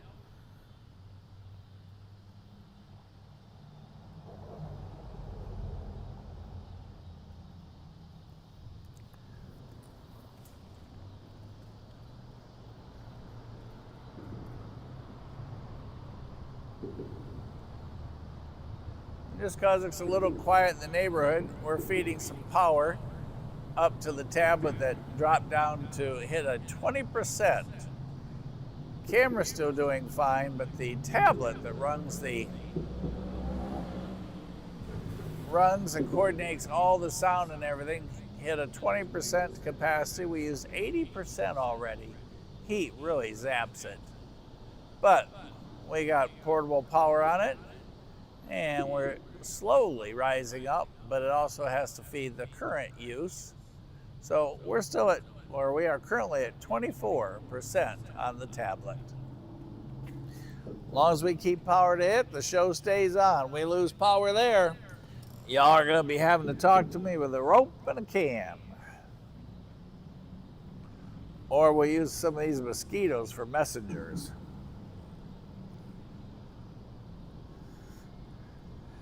Big Reed 67, what part of Tennessee are you in? I'm guessing you're in Tennessee.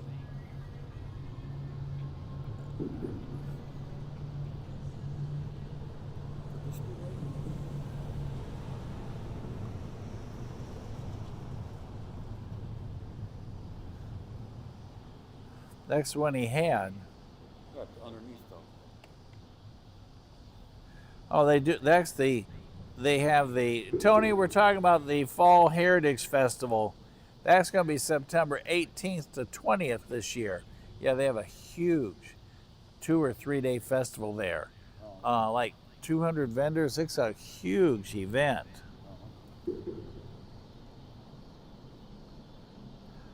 Yeah, Crash, if we could train a couple of these pigeons and catch one of them, we'll just duct tape a meshings on him and send him on. We got duct tape and painter's tape on board. Third Saturday in October the past 2 years. I need to ask him tomorrow.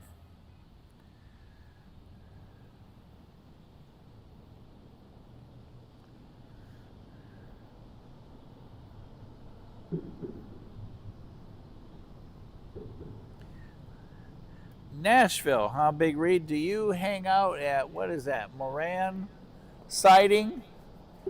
Jake loves that spot.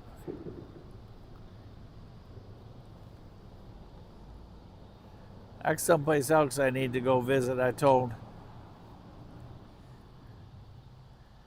Brandon I'd come up and seeing him, his brother. Oh, Brandon now are coming to Chattanooga this week. Rumor has it the OCS is going to pass through Chattanooga on Wednesday. Oh, Mama Bear going on vacation. She started vacation August 30th.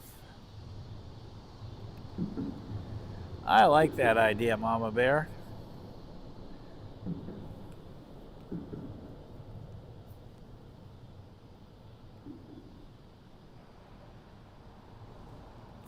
You guys going anywhere? Hanging out? What's your all's plans for vacation?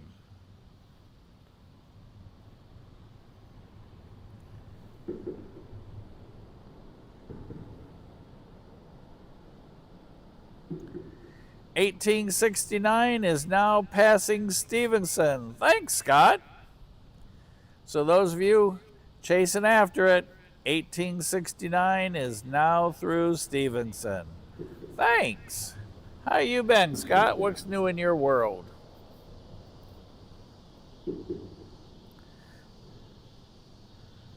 You guys all dry over there on that side of the planet?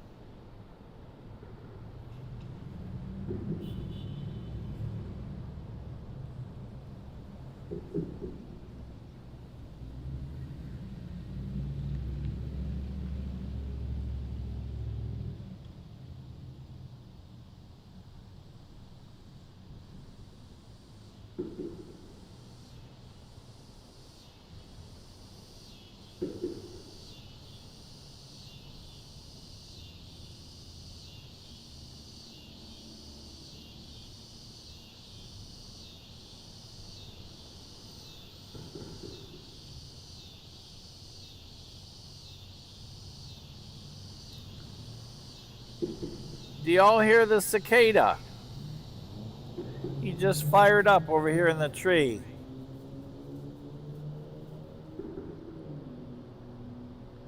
Oh, geez, Tony, I hate to wait for a Mexican breakfast all the way to October. My old age, I may forget by then.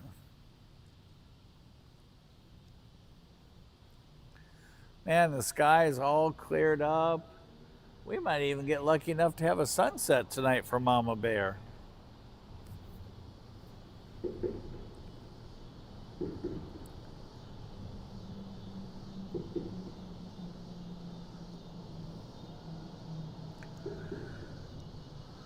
Plus, Tony, I'll either have to spend the night for me to get up that early to be there for breakfast. You know me in mornings. Oh, hope they have brunch on Saturday. Somebody just yelling over there. Looks like I-125 is the only thing coming south the past hour.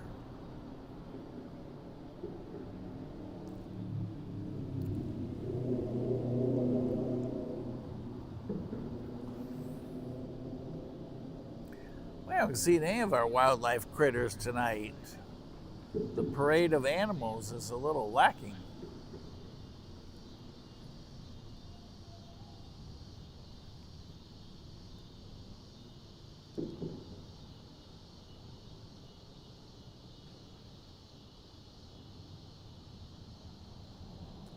Uh-oh, sun in our eyes.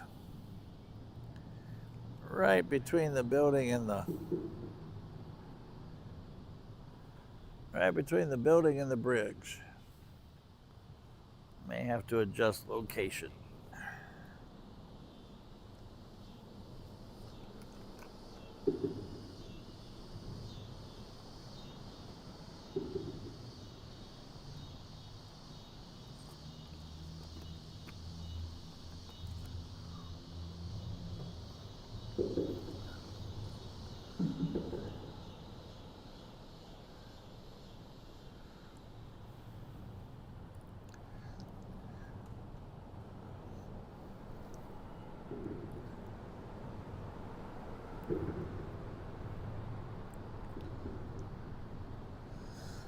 On this Tuesday night, you guys, mark your calendar. We're thinking about staying down here kind of late again. So if y'all want to have a late night event, put it on your calendar. And if y'all hang out, we may stay late Tuesday night. See if we can find another dude in the road.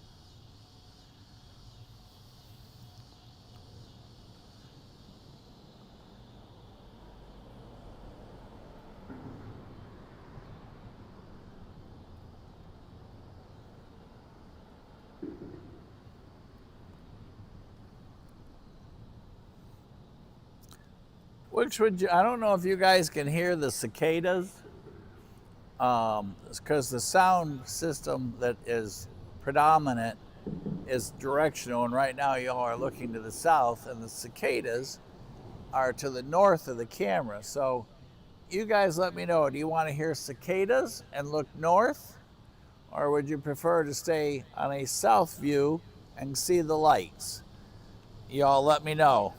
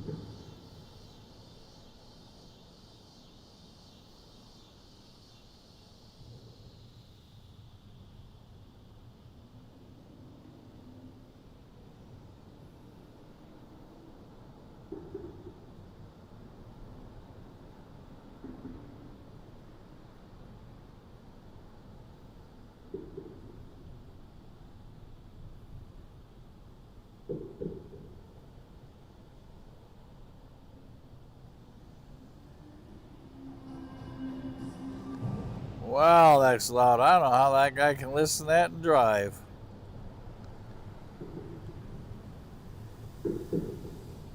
We have to run over there with Andy's decibel meter and run alongside that car and see what it comes out at. Whew. That was a whole bunch of loud.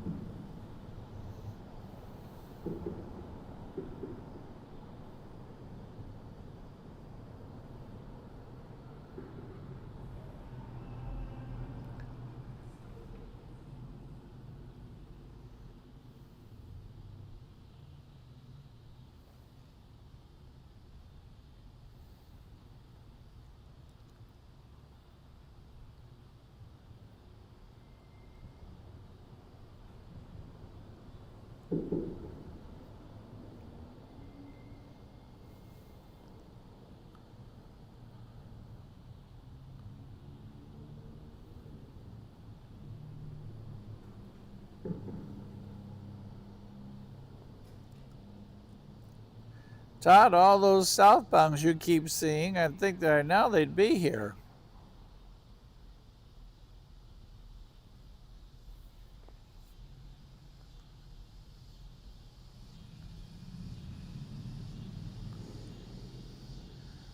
We We need to get one of those guys that do so well with the train graffiti. Come on down here and get one of those light bulbs turned.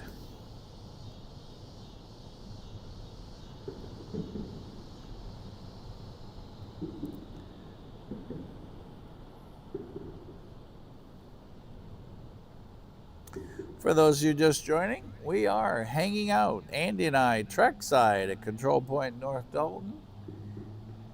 You guessed it, in Dalton, Georgia to be exact, where the storms appear to have left the area and we are dry.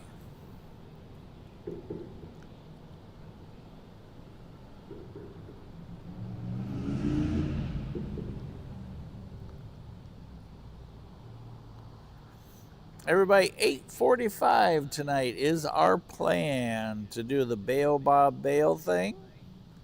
It's going to be a long and busy week this week. The Montana Rail Link has been reported in Constitution, Georgia. Still on train 735. Sounds like a pretty official town to live in. Constitution, Georgia. What a beautiful breeze. What a beautiful evening, everybody. Y'all just need to hop in the car. New York, you may not make it, but the rest of you, y'all come hang out. Ken, like I said, it might be a little bit of a drive for you.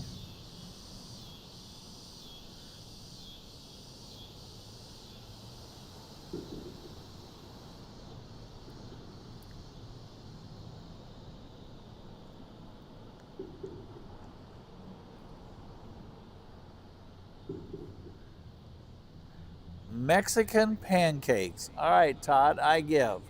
What makes a pancake Mexican? And don't tell me that it came from Mexico.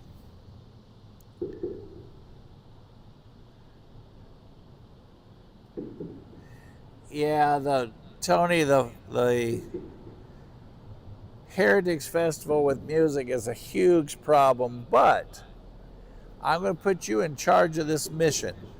Does the music play all day, or does the music just play at a certain time during the day, like from 5 o'clock on?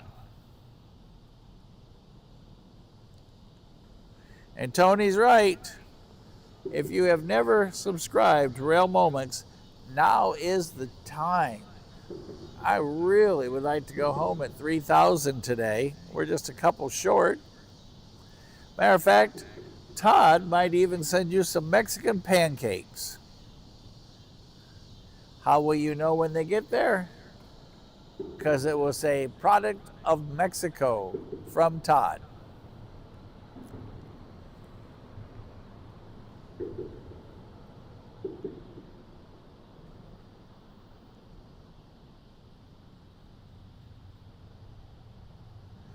Well, hello, John. John's giving you all an update that C&O Heritage is now cleared Bridgeport. Those of you over that way, you got a little bit of time to hurry and get to Nickajack.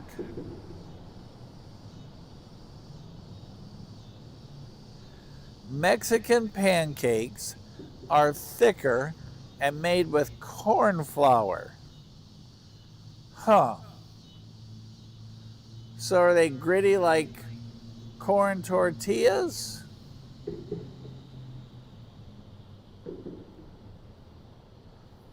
Yes, John, we're having a Mexican breakfast review. One of the things on the menu for review are Mexican pancakes served in Cowan, Tennessee. Now imagine that up on the Cumberland Plateau. You're going to find a Mexican breakfast. That's pretty cool.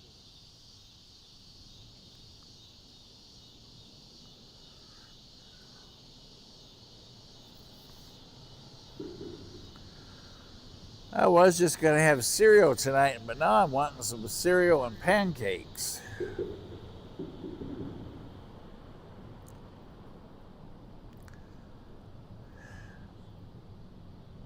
Well, if Alexa says that Mexican pancakes are a thing, then it has to be.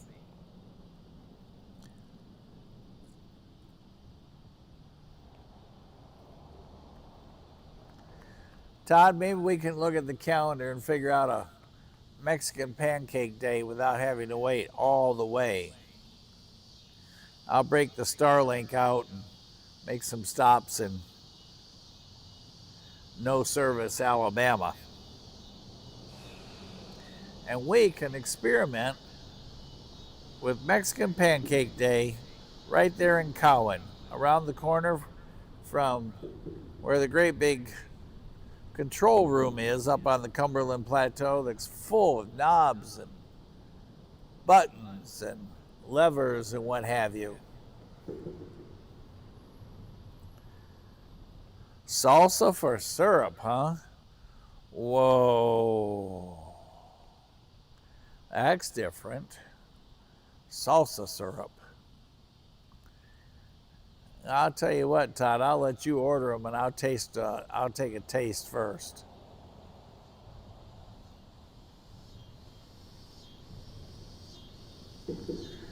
Tony, like I said, you're in charge of finding out the music question there. Do they play music at a certain time there at the festival in Cowan? And if so, you might talk me into coming over. I've never.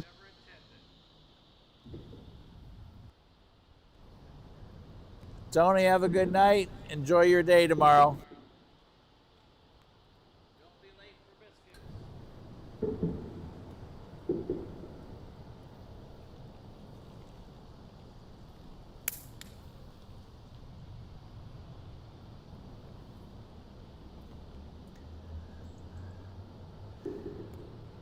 Oh, William, I don't know which is worse. Queso for syrup or salsa for syrup?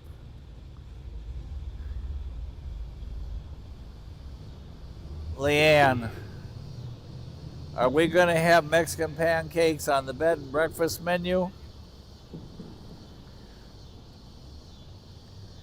If not, well, we are. I'm not sure we can let William be in charge of the menu. Here comes music. I'm not sure I'm picking it up.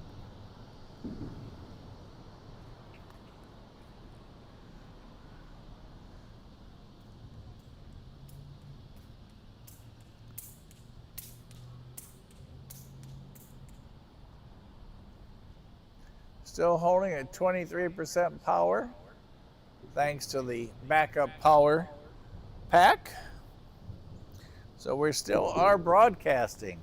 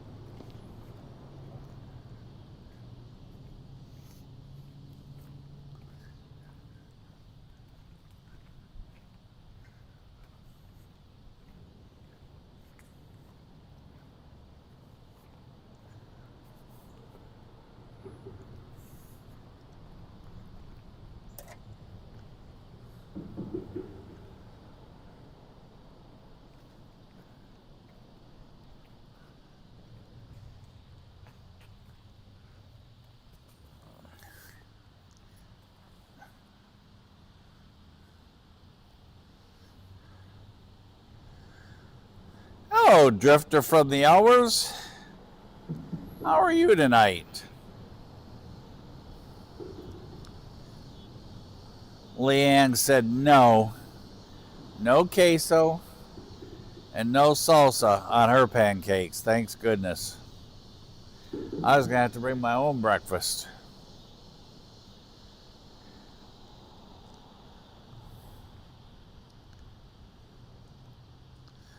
Leanne, you want to give us an update on the painting progress there at the new homestead along the tracks? I saw the YouTube video that was out of the painting in progress. Are we on schedule?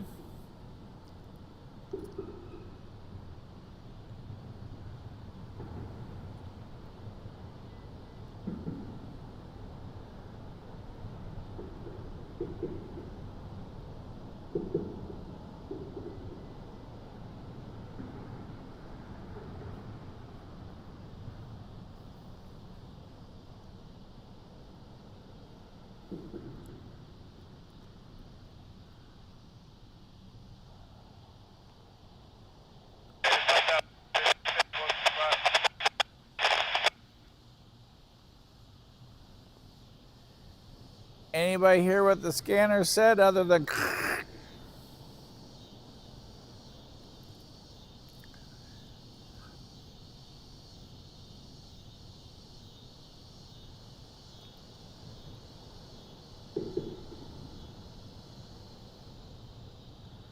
uh-oh, Todd. What if we show up for breakfast and they're closed? Then what are we gonna do? Something southbound. Well, right now it's gonna be something northbound, y'all. Let's see what them decibels are.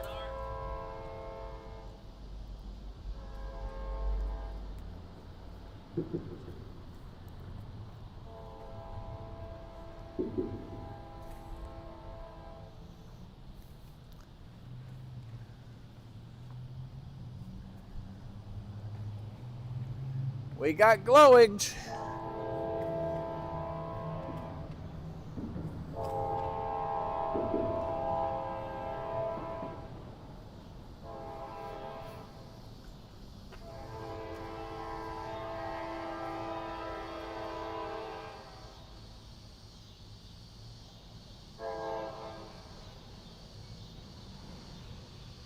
Hey Todd, get your pencil ready.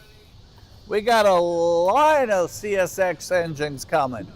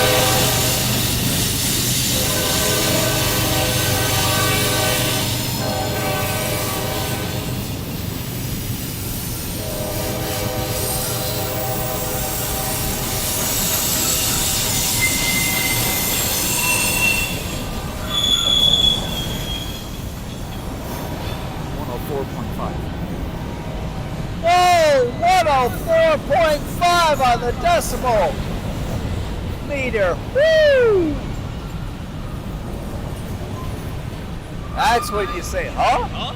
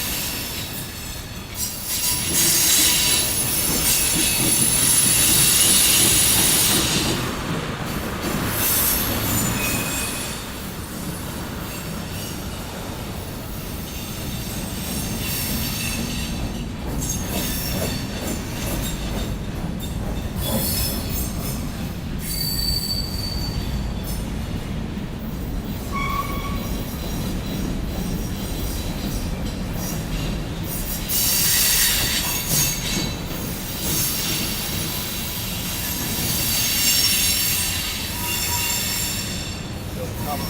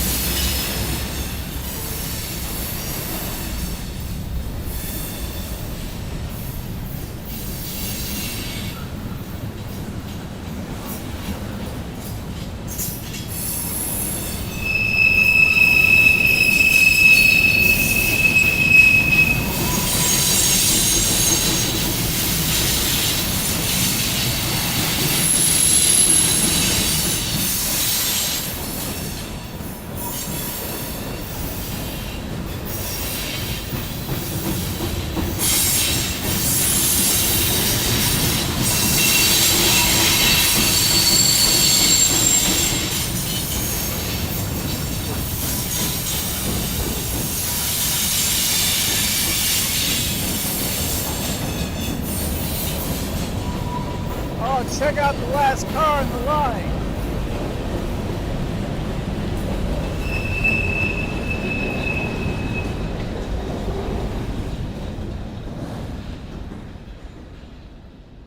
Oh, Family Line's car.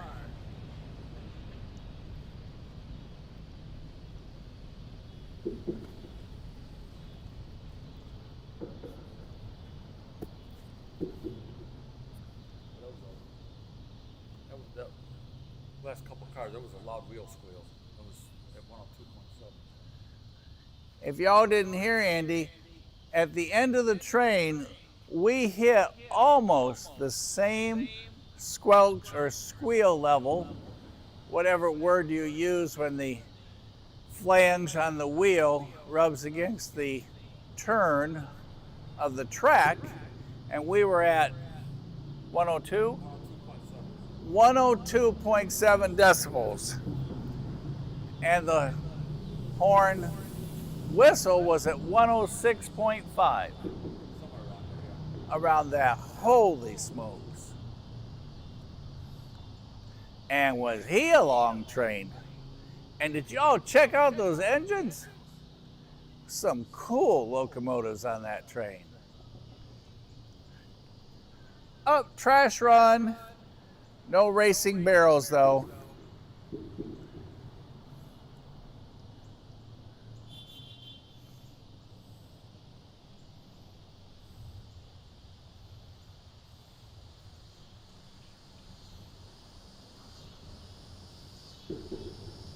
Just boxes and bags.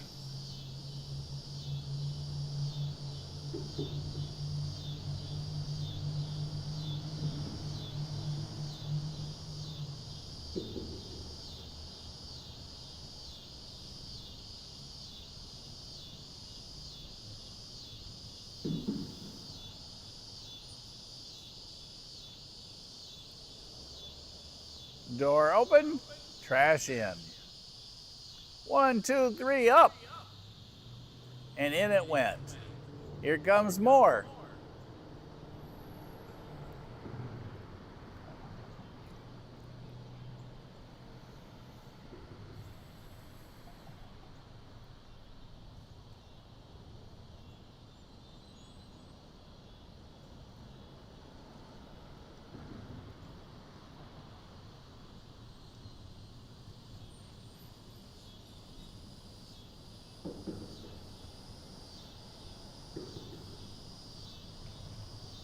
All right, we are down to our last half hour. Who knows what's next? Well, I read the notes of what we just saw.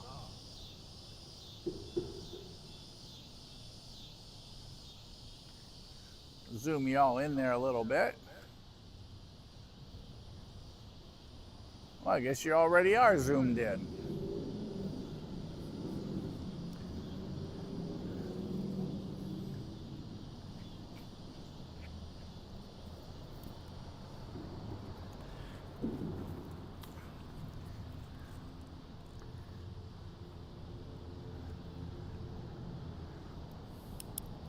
All right, that was M584 is a question mark. Hello, Mr. Chuck. 1702 Snoots, S-N-O-O-T-S. 5 locomotives, 2 wide cab locomotives, 2 6-axle locomotives, 4 axle locomotives, a little bit of everything, huh, Eugene?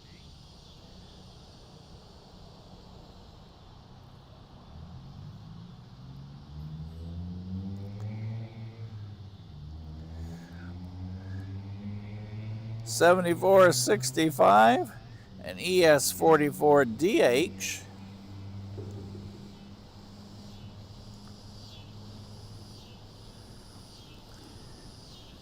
(5453) an ES40DC. Third in the line, 1702.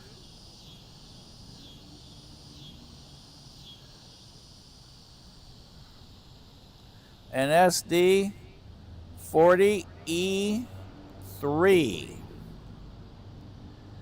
6568, a GP40-3, and 1707, an SD40E3. And as y'all just heard John say, southbound green on NS. Alan just sent a note that there's something past the defect detector. Alan and Lucas both said that was M584. And we have something past the wearing defect detector. So past wearing, a southbound CSX.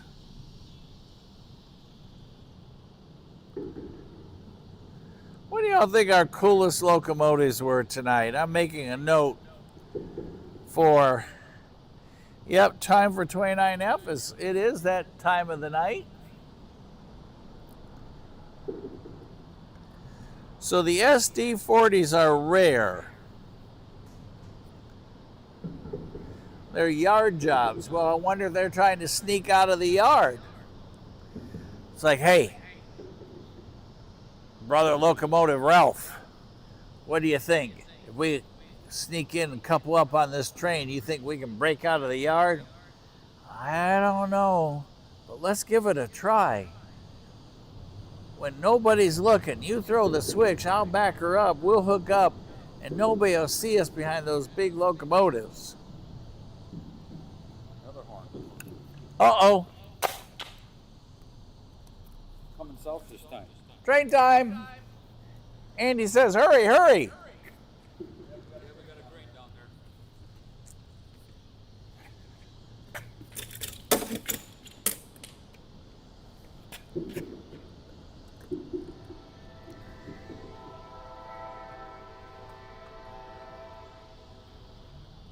Sorry there to spin y'all so fast.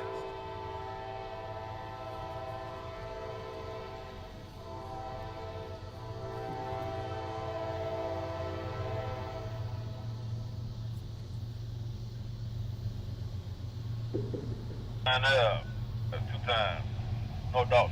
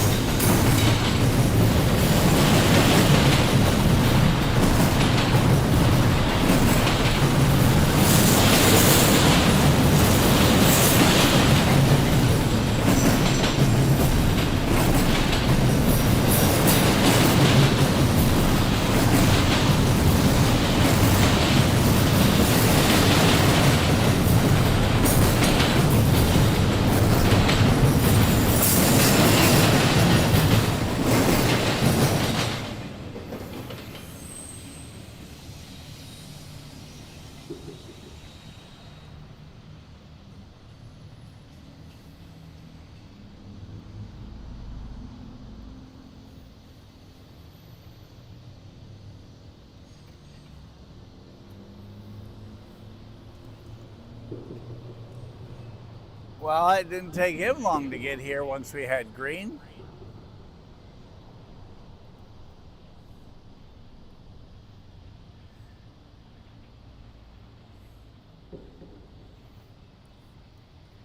What was our noise level?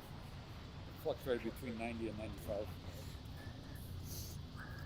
Our noise level on the decibel meter fluctuated between 90 and 95 as that southbound intermodal was passing us. Okay, that's a loud dyno. That is a lot of loud noise, y'all. Whew. No wonder I'm happy to wear.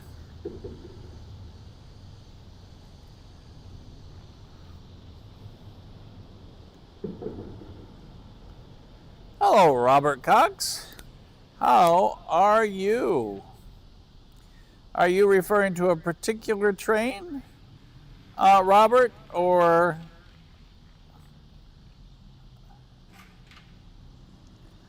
container and piggyback train? I did not see a single UPS trailer.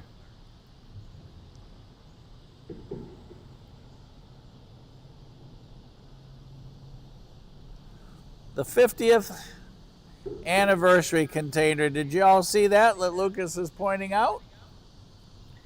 Train number 7, NS locomotive 7520 and ES40DC 4537, a -9 tonight. 44 CW and 7707, an ES44DC.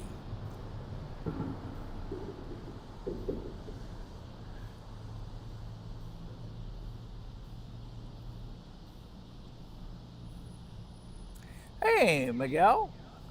Andy, I assume that you're going on the November 14th? Now that you're out of school, what are you doing with yourself, sir? And Todd says, hey, there is another southbound intermodal coming. We still got a hot moment yet before. Oh, there goes one trash can barrel racing across the parking lot. But by the time I get out of this chair, she's going to be already gone. She raced that thing so fast. Woo! And correction on the DC, on the -9, 4537 is an AC44C6M. Wow. Talking about locomotives, you guys, what do y'all think was our coolest locomotives tonight? And I forget who said something about Snoot engines. Would all 3 of the 40 series be considered Snoot engines? I know we've had SD40 ACEs. What else has anyone found interesting tonight? Someone tell me about a Snoot engine if y'all would.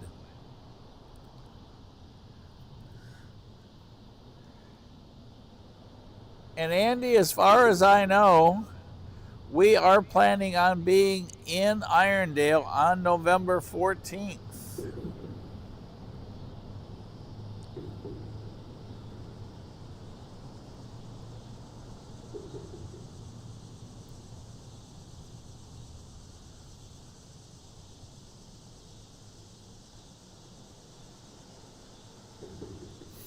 Just got a note from Alan.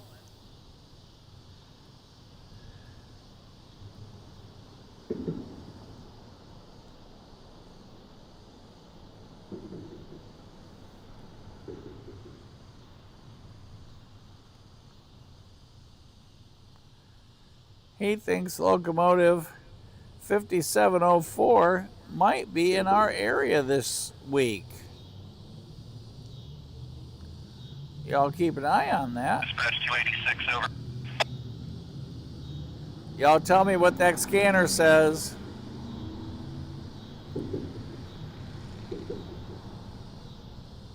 Six ready for you. Keep it rolling over. Jeff.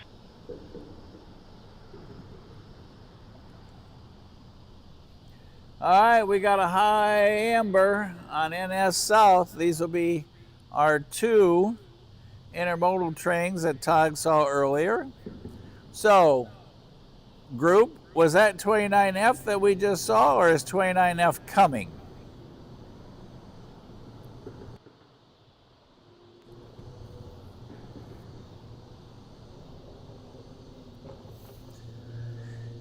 SD40E3s are rebuilt with RC remote that have special. Huh. All right, that was. And Lucas, are you saying that?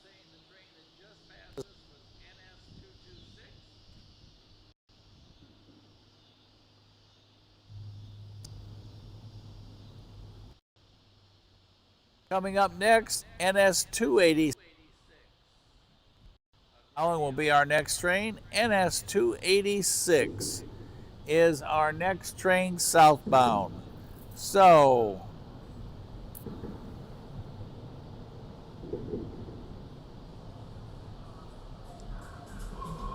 whoa, that's loud. How can that guy hear? If Andy ran over there with his decimal meter, we'd break the glass right out of it. Oh, if you're going to get a sandwich, get it.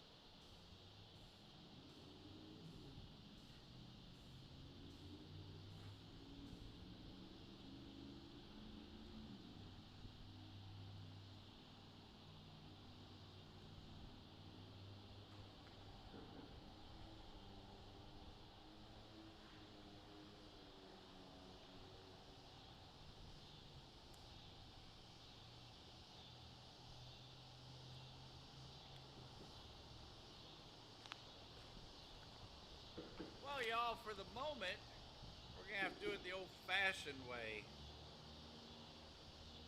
Looks like the lapel mics have run out of power. So we are doing it like we used to. Back before all this cool modern technology happened.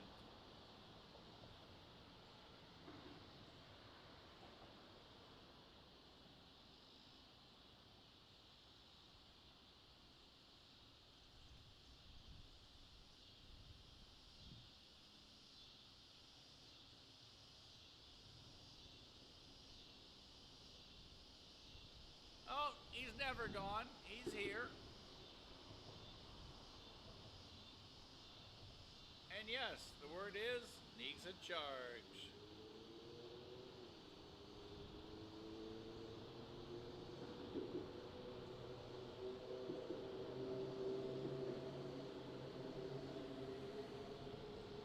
Radio and control gear. The extra link gives technicians room to install internal components for the remote yard service and communication systems. That is the reason for the long nose. Well, that's pretty cool. Short nose, long nose, or any nose, they look great. Alright, we do have the mics on charge, so for the moment, I'm just going to kind of hang out with you and type. Maybe by the time our next one gets here, we'll have a little charge. We are coming up at 4 hours on this show. It is currently 8:37 Eastern Standard Time. We had planned on winding down at 8:45. We'll just kind of play it by ear, see if there's anything such as CSX coming north. But let's get another one in the bag, y'all. It's great y'all are staying. Thanks for being on. Don't forget, subscribe and like if it's your first time, or if you watch this in the future after you see it, leave us a comment and subscribe. You got it. See, you know the answers already. All right, everybody, we're going to stay trackside because we've got green.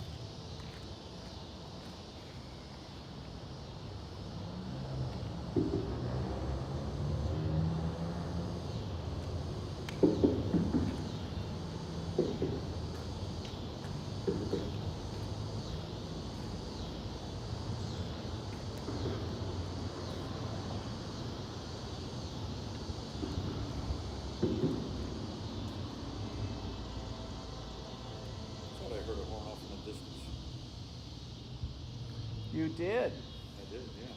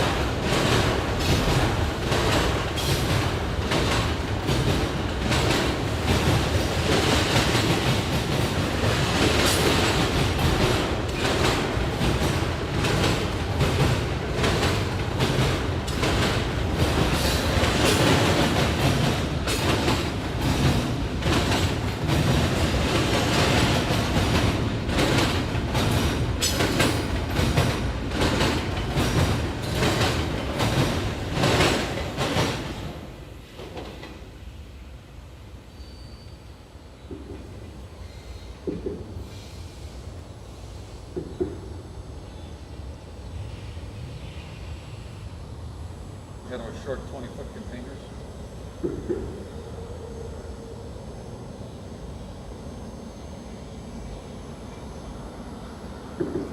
Wow, those are some little itty bitty containers.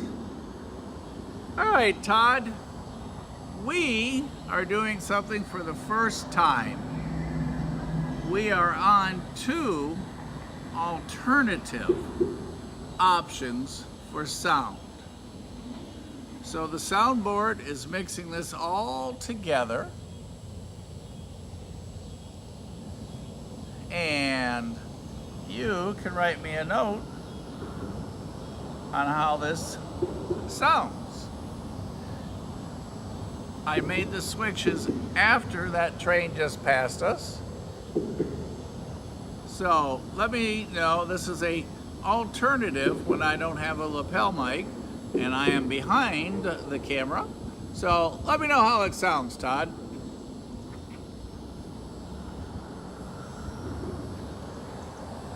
All right, it is 8:46.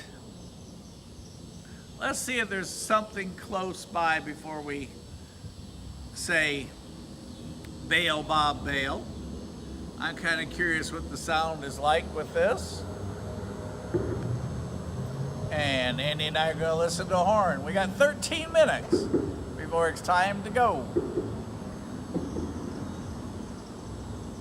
Although I won't be able to yell at you from the chair like I've been doing.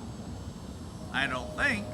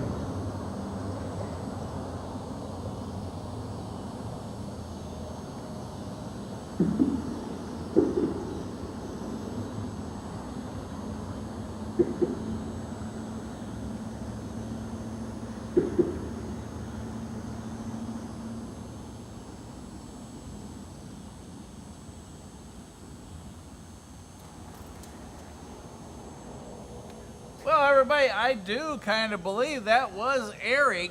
Sure looked like him, and it sure sounded like him. NS 286 southbound.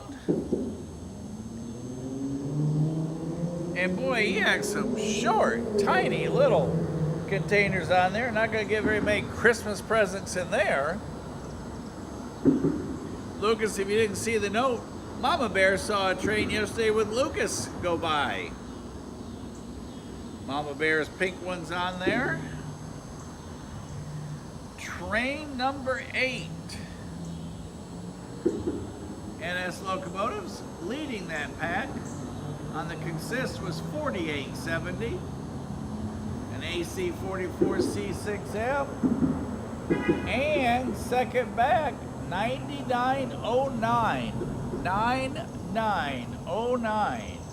3 of a kind, a -9 44CW. Woo! What a catch! A -9 and Eric.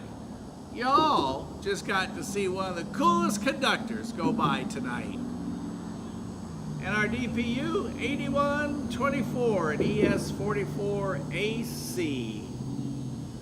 Eric, you and your engineer be safe. Roll her on south back to Atlanta.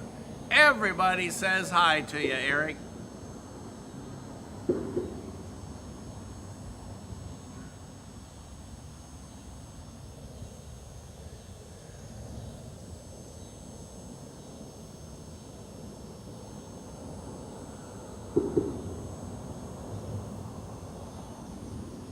All right, we are at 10 minutes on our countdown. 10 minutes on our countdown.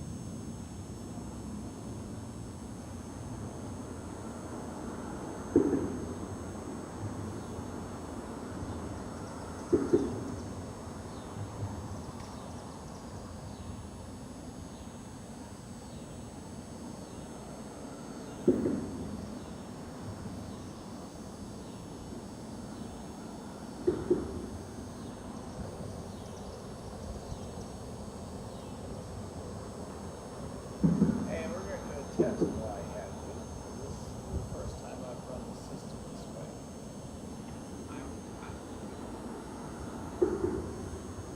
Yeah, let me know if you can hear me. You'll hear me on the phone. I'm going to put the phone down, but I'm going to put you on speaker. But I'm going to talk from the chair, and I'm curious if the system will pick it up as if I had a lapel mic on. So, here we go. I'm putting it on speaker, so if it does, if you say anything, it may hear you as well.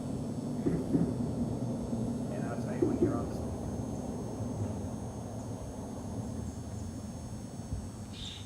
Hey everybody! That was Eric. How cool is that? Hey, we're doing a little sound test. We are currently running the microphone system without the lapel mics in a different use scenario. The soundboard is mixing up, or I should say mixing from different audio sources. So we're just kind of curious. Todd's on. Y'all can leave me a note, or y'all can send a note. I'll read it here, but I happen to have Todd on the phone. Y'all tell me, can you hear me? And if you can, am I too loud? Kind of loud.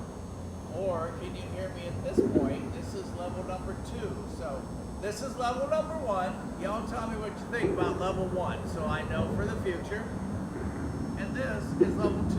Level 2 for the future. Y'all let me know what you hear, how you hear it, what it sounds like, other than the fact that there's some motorcycle making all kinds of noise behind us as we wind down to 9 p.m. Eastern Standard Time.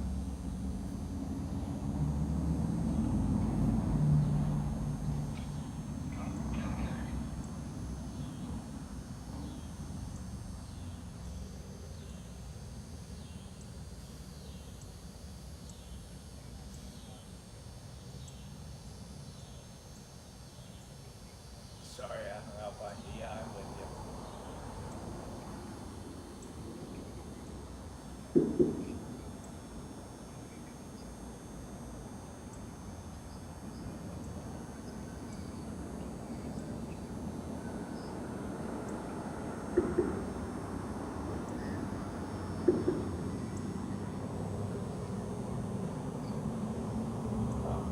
Well, that is interesting to know.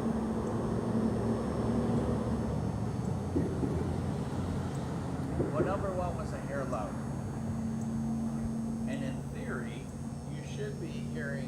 this conversation as well.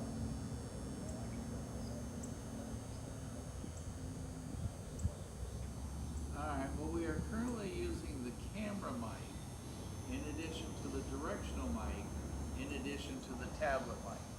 And I am sitting immediately on the side, so it's picking me up from where I was using the lapel mic. Alright, so that is an alternative.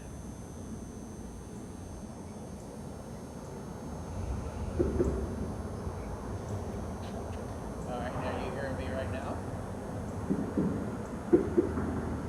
Right. Well, that is so incredibly awesome to know. Alright, thanks. Yeah.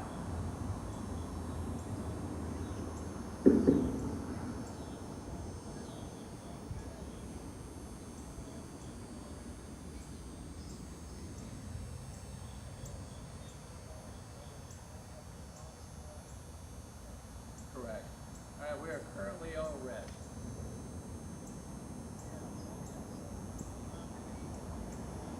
Nine o'clock it is.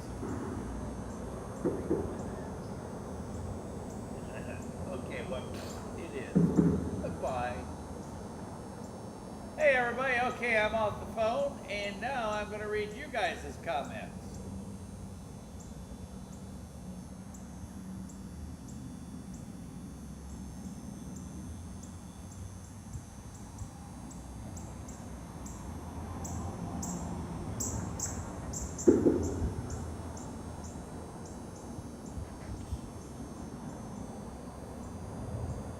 Alright, Andy, good luck if I don't talk to you before Wednesday, catching the OCS special.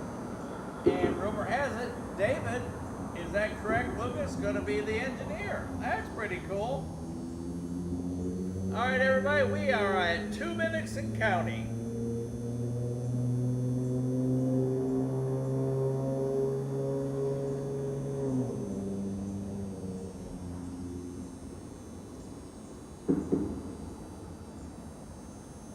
Whoa, we got an update from Alan. There is a CSX train less than 10 miles out. 488 axles. So,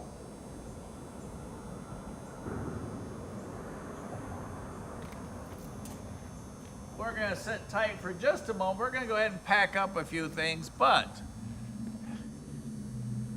and again, we don't know what's coming north, but there is a southbound CSX less than 10 miles away from us.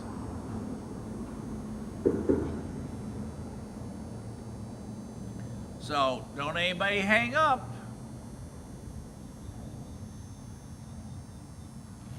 Y'all stay put. Well, we do a little packing.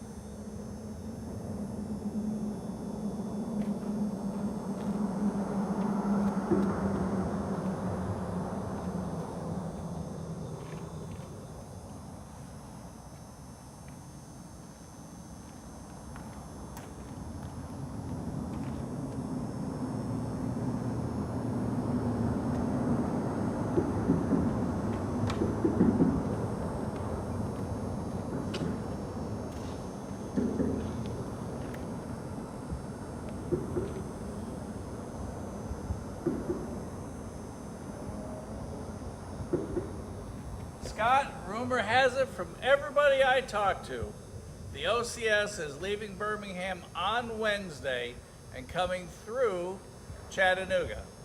That's what everybody has told me. Don't know if you want to put that in the betting pool or not, but that's what everybody is thinking.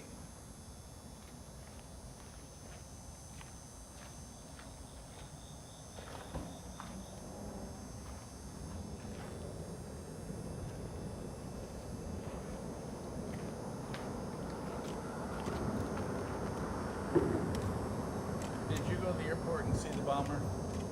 I didn't. No, I was gonna go, but I didn't. It was really cool. I bet it was.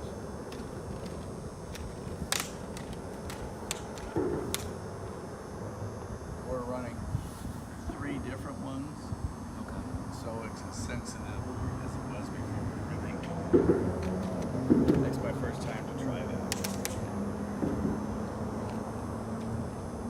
Modern technology. Right.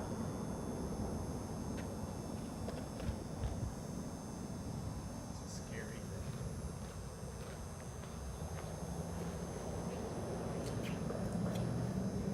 Yeah, this lake looks like it's been. Yeah, it looks like it's been damaged for a while. Oh, anything's possible right now. This thing's falling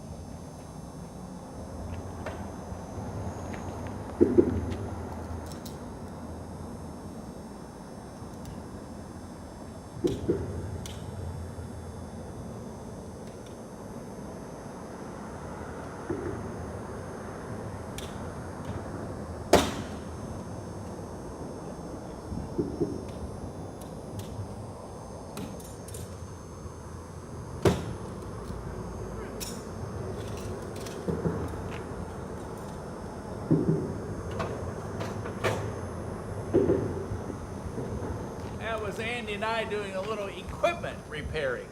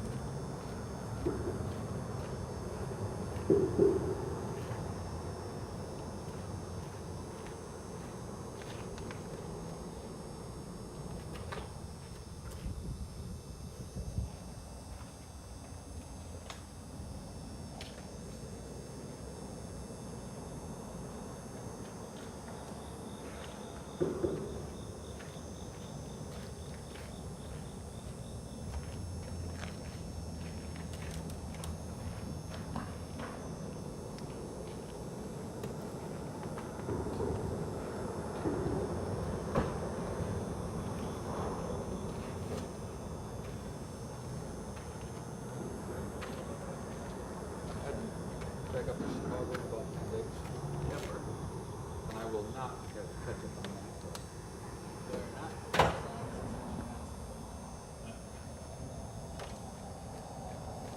Most people will not serve you with their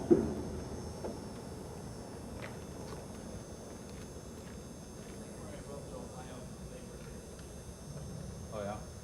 About to watch down to the fair. That's where I'm from. I show Danny around and we do some filming. Okay.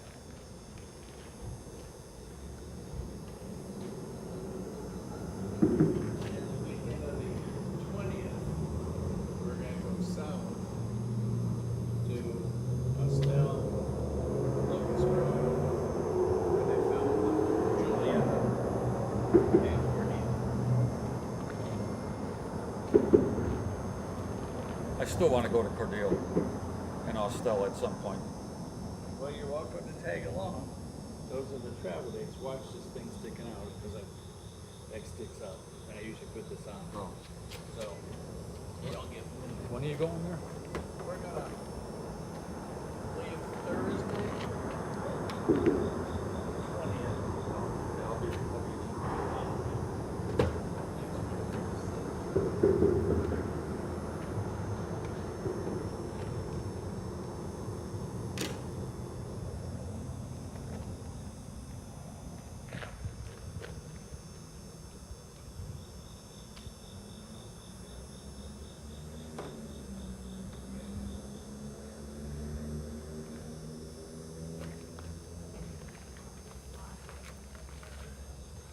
All right, everybody, we are all red with a capital R.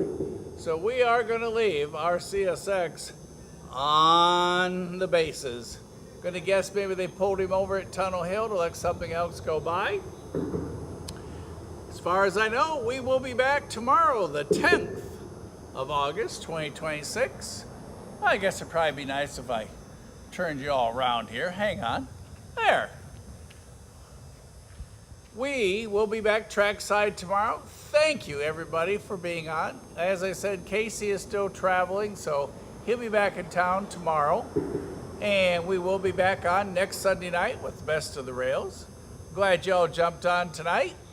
And the lapel mic simply ran out of batteries. So it's over there charging, and Ray showed me another alternative if we didn't get to do that. So I got all these little green things going up and down and what have you. I can't wait to tell Ray that I tried it all out tonight. For those of you who watch this in the future, don't forget, leave a comment, and if it's your first time, subscribe. If you did not see the video from yesterday with the B29 Fifi Super Fortress, please go back, not because I made it, just because it is so cool. We were directly under it twice in that video. It flew right over. I mean, I could have reached up and spun the tires a little bit before it landed. It was just so cool to see. We filmed it taxiing, taking off, and landing yesterday out of the back of Production 6 alongside the road. And we had a wasp attack, so I spent the night wearing a Band-Aid. Mrs. S yanked the stinger out of my head and what have you. Oh, it was rough. But anyhow, it just itches today. So let's see if I covered everything so Todd doesn't yell at me when I debrief. Make sure you like. If you're new, make sure you subscribe. If you watch this in the future, don't forget to leave a comment.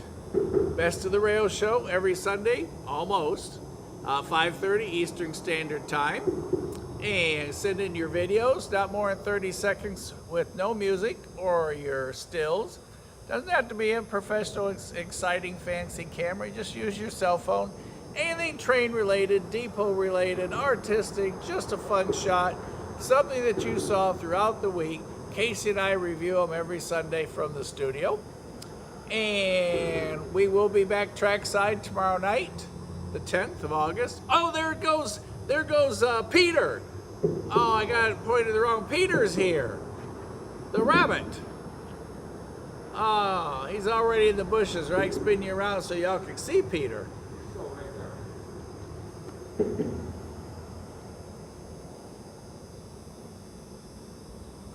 He's off in the bushes now. Oh, he headed to the bushes. Yeah. All right, everybody, I tried. Well, hopefully he'll find his carrots that I left him. And yes, that is the end of the sidewalk I'm standing on there. All right, everybody. Oh, and from Casey and I, thanks for being on. I'm your host tonight. I'm Mike. If you had a good time, tell everybody you hung out with Mike. If you had a bad time, tell everybody it was that Andy guy that was hanging out with Mike. Special thanks to Ray. We had a couple technical issues before we signed on tonight. Ray got us through, and therefore we got to have the show on time without me going into hysteria. And as always, to the guy up there on the Cumberland Plateau, thanks, Todd, for all that you do. Pushing those buttons, twisting those knobs, and I say this every time, and yanking on all those levers and helping me stay out of trouble and all the things that you do. Thanks. Lucas, thanks for all the information tonight. Everybody, John, all of you, Crash, y'all are just wonderful. And make sure you all watch the Old Dixie Depot. Leanne posted some new footage on YouTube, the painting process on the inside and other things about our cool village that's coming, our bed and breakfast train theme up in Evansville, not Indiana, just outside of Chattanooga, above Hickson, Tennessee. So, from all of us, Andy, thanks for bringing the decibel meter tonight and letting us all know that we shouldn't be able to hear anymore after spending a little bit of time trackside. And we will see y'all at the next crossing. Oh, Todd will yell at me if I do it this way. Hang on. I'm supposed to do it this way. Hang on. I don't want to get in trouble.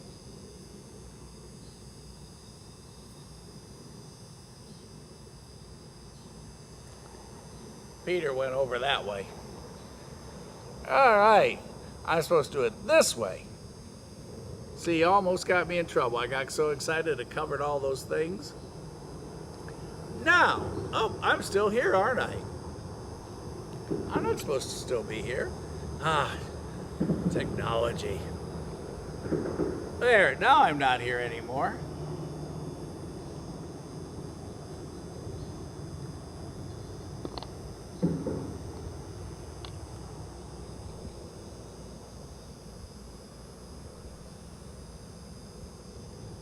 All right, now we'll see you at the next crossing.